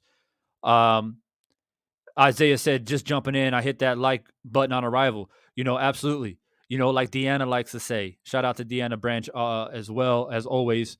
She always says, make sure you wipe your feet before you enter the house, enter the kingdom of divine sense. That's real talk, and that's respect right there.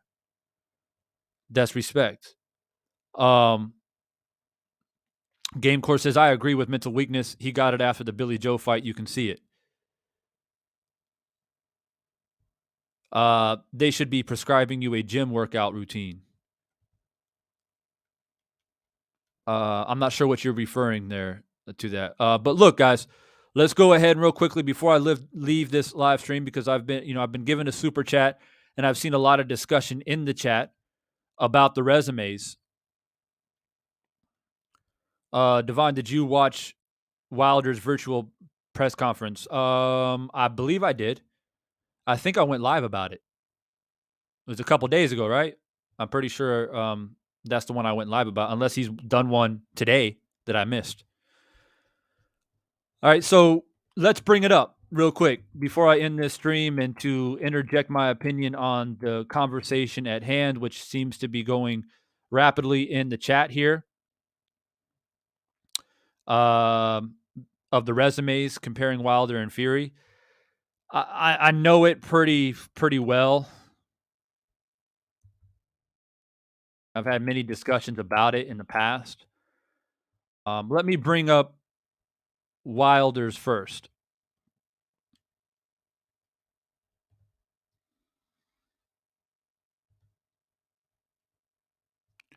All right. So let's get straight to it. I use Wikipedia, guys, because I know a lot of people go BoxRec. I use Wikipedia because it's just a little bit easier for me to read. I have like OCD when it comes to scrambled letters and shit like that. All right. So let's just briefly go over this. Let's start with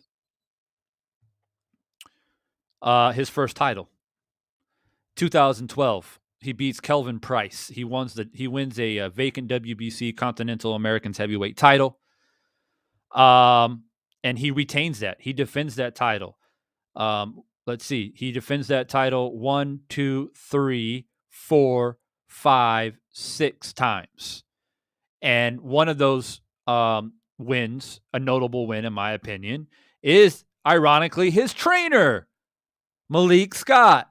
He beat Malik Scott in a knockout in the first round while defending that title. Now, some people say, oh, that title doesn't matter. Well, a title's a title if we want to get nitty and gritty about it. And if people don't think that Malik Scott's a good victory, Malik Scott was a contender. He was a heavyweight contender. Okay? Then he wins his first, big title, the WBC, by beating Bermane Sterveen. Outboxed him for 12 rounds. And a lot of that had to do with the fact that, when he beat Malik Scott, he beat this guy named Jason Gavin, Jason Gavin was definitely a journeyman. But these type of victories where he's knocking guys out, this other guy, I don't know how to pronounce his name, the Belarusian guy, he knocked him out in the first round as well. But the reason why he boxed Bermane is because he was getting criticism for not boxing and he's just a guy with power. So he goes in there, he knocks out he outboxes Bermane in 12 rounds, put on a beautiful performance, and then he still got criticized because, well, we didn't mean you to box that much.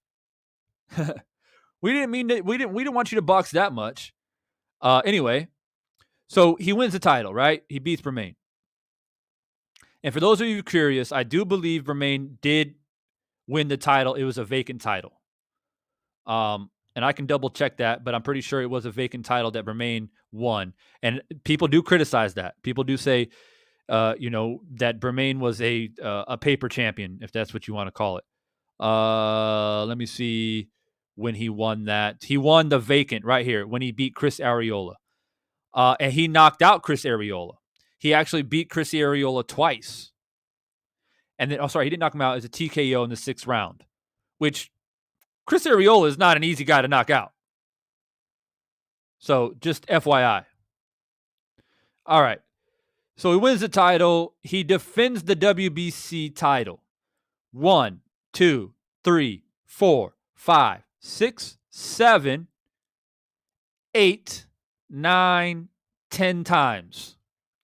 He defends the title.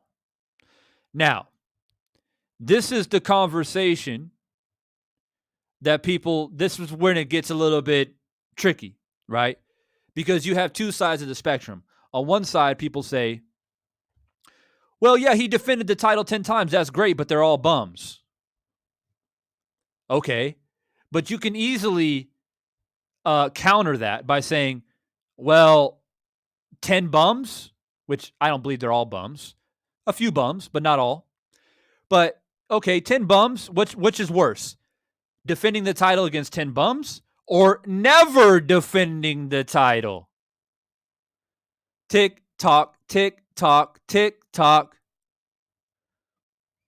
I would say defending the title carries more weight because when you're defending the title, you are active, and then you can make the argument, which happens a lot, especially in heavyweight boxing. Me and Stormy were talking about this behind the scenes, right? Which is how many, let's look at this. Stormy brought up a good point last night when I was talking to him. Evander Holyfield was Mike Tyson's mandatory for how many years? I forget. Stormy told me the other night. I forgot. 2-3 years or something like that. And Mike Tyson didn't fight Evander. So what did Mike Tyson do? I'm going to go into Tokyo, have a great time, have orgies with a bunch of Japanese women. Life is good. I'm the heavyweight champion of the world. Guess what happened? Well, unfortunately for you, Buster Douglas lost his mother not too long before that fight, and your ass got stopped. Whoops. Sorry. So then Buster, now the new champ, fights Evander, and Evander makes easy work of Buster Douglas. You see? And it wasn't until years later when Tyson and Evander finally did fight. So my point is that boxers avoid, especially in the heavyweight division, any division really, but we're talking about the heavyweights. It happens all the time throughout history, and that includes Gene Tooney, that includes Jack Dempsey, that includes other heavyweights as well throughout history. Rocky Marciano, possibly, who could have boxed another 4 or 5 years easily, but he didn't. He retired.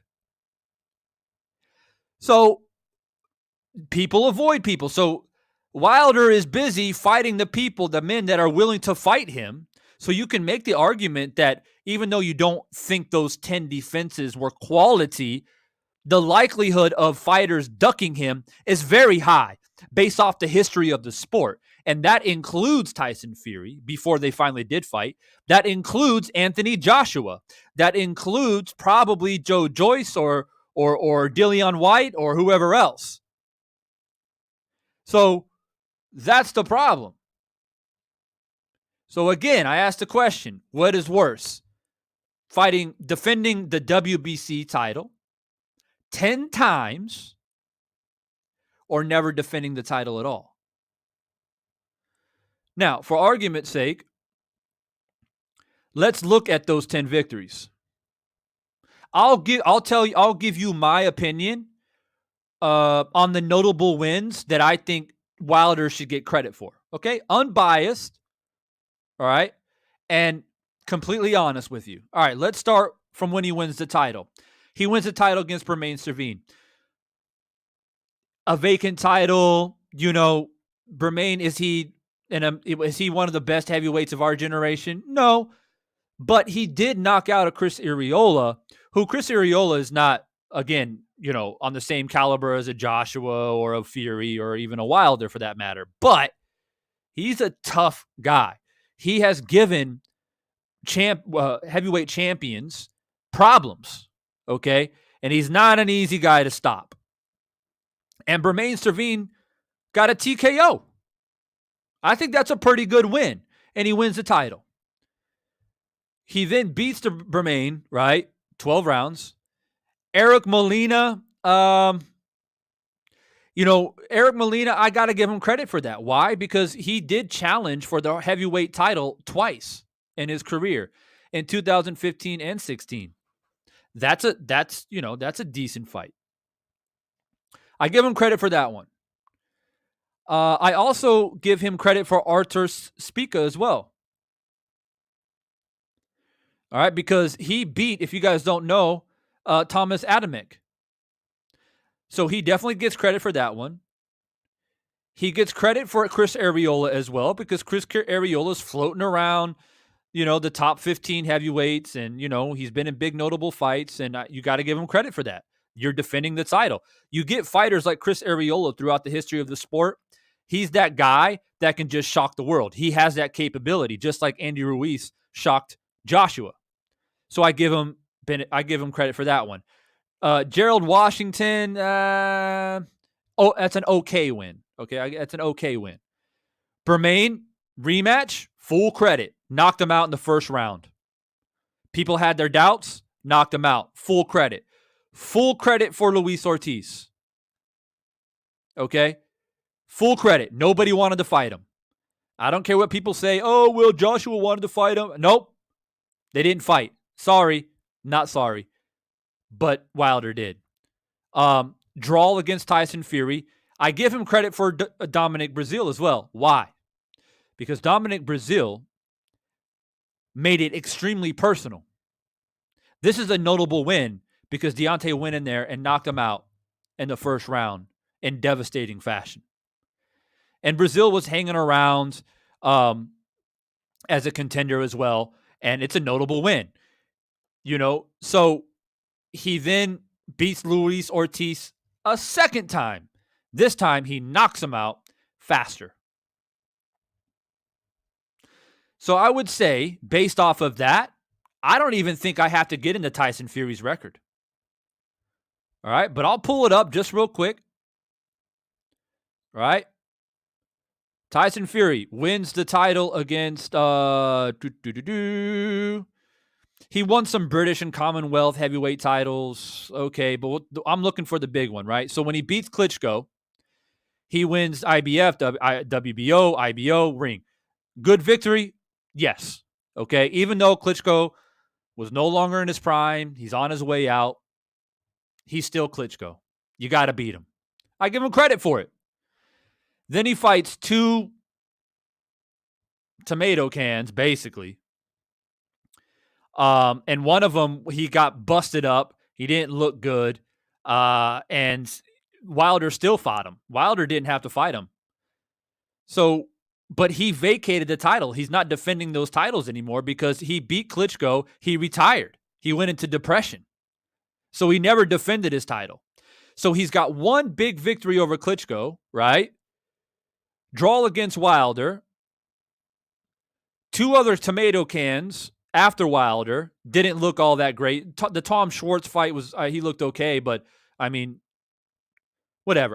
Fine. I'll give him credit for that. And then he beats Deontay. So his two biggest notable wins was beating Klitschko and beating Wilder. That's it. Two. How many fights? So Wilder has defended his title 10 times, and I named at least 5 or 6 people that I feel you have to give him full credit for. So for me, this isn't a debate as to who's a better fighter because we're going to find out October 9th. But the discussion and question at hand was resume. Based off of what I just said and pointed out, I believe Wilder has a better resume. Simple as that. In conclusion, Wilder has defended the title 10 times. Fury, 0.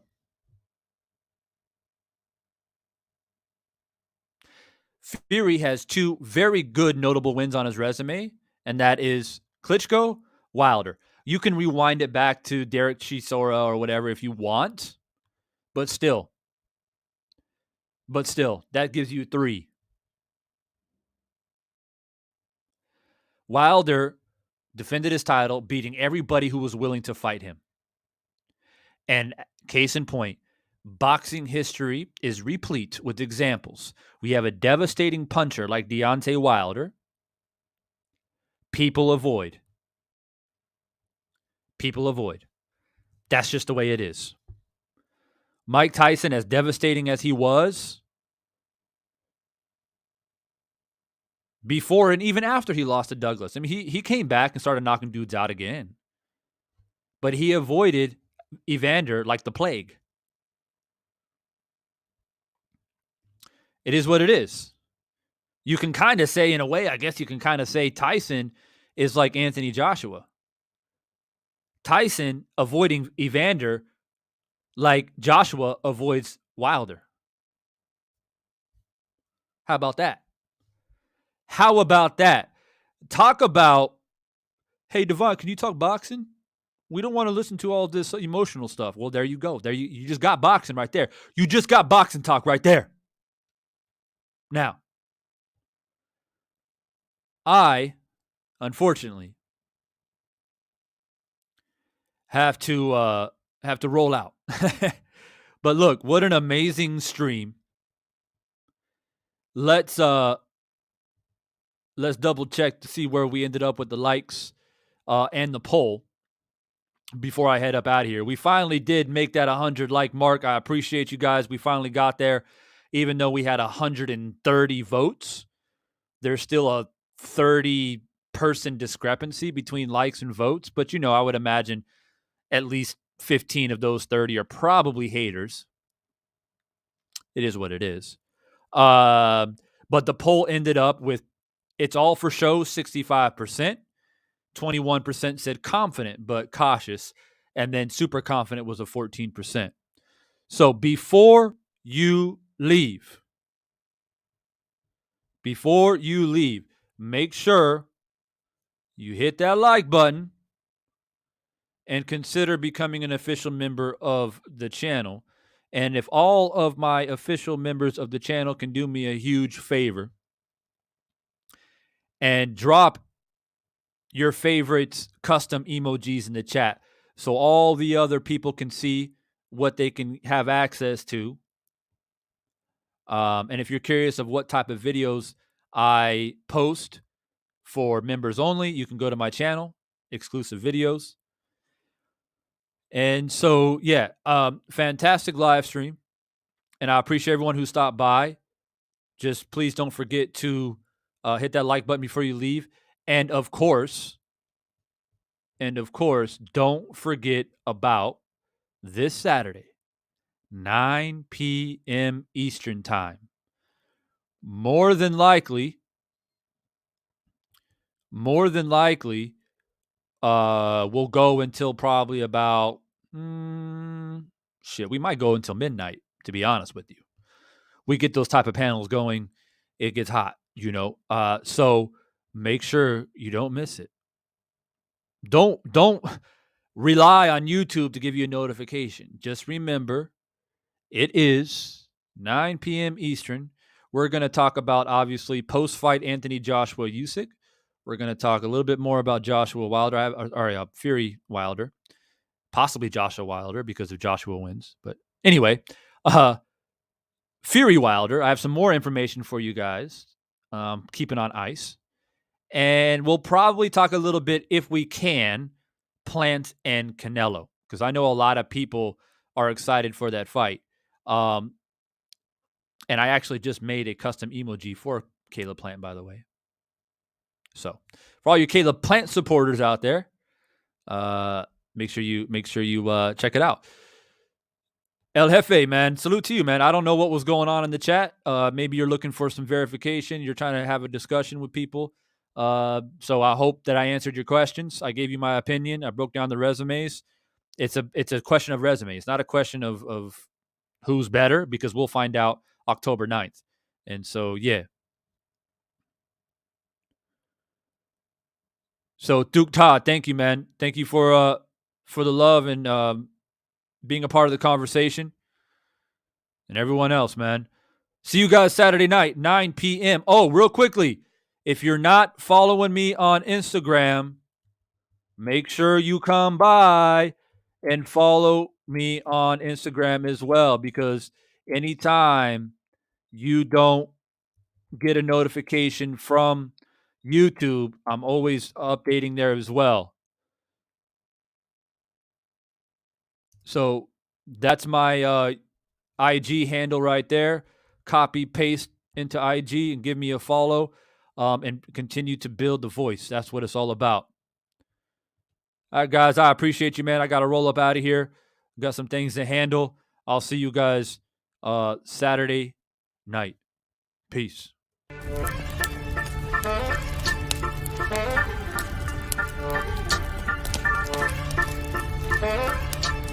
Thank you.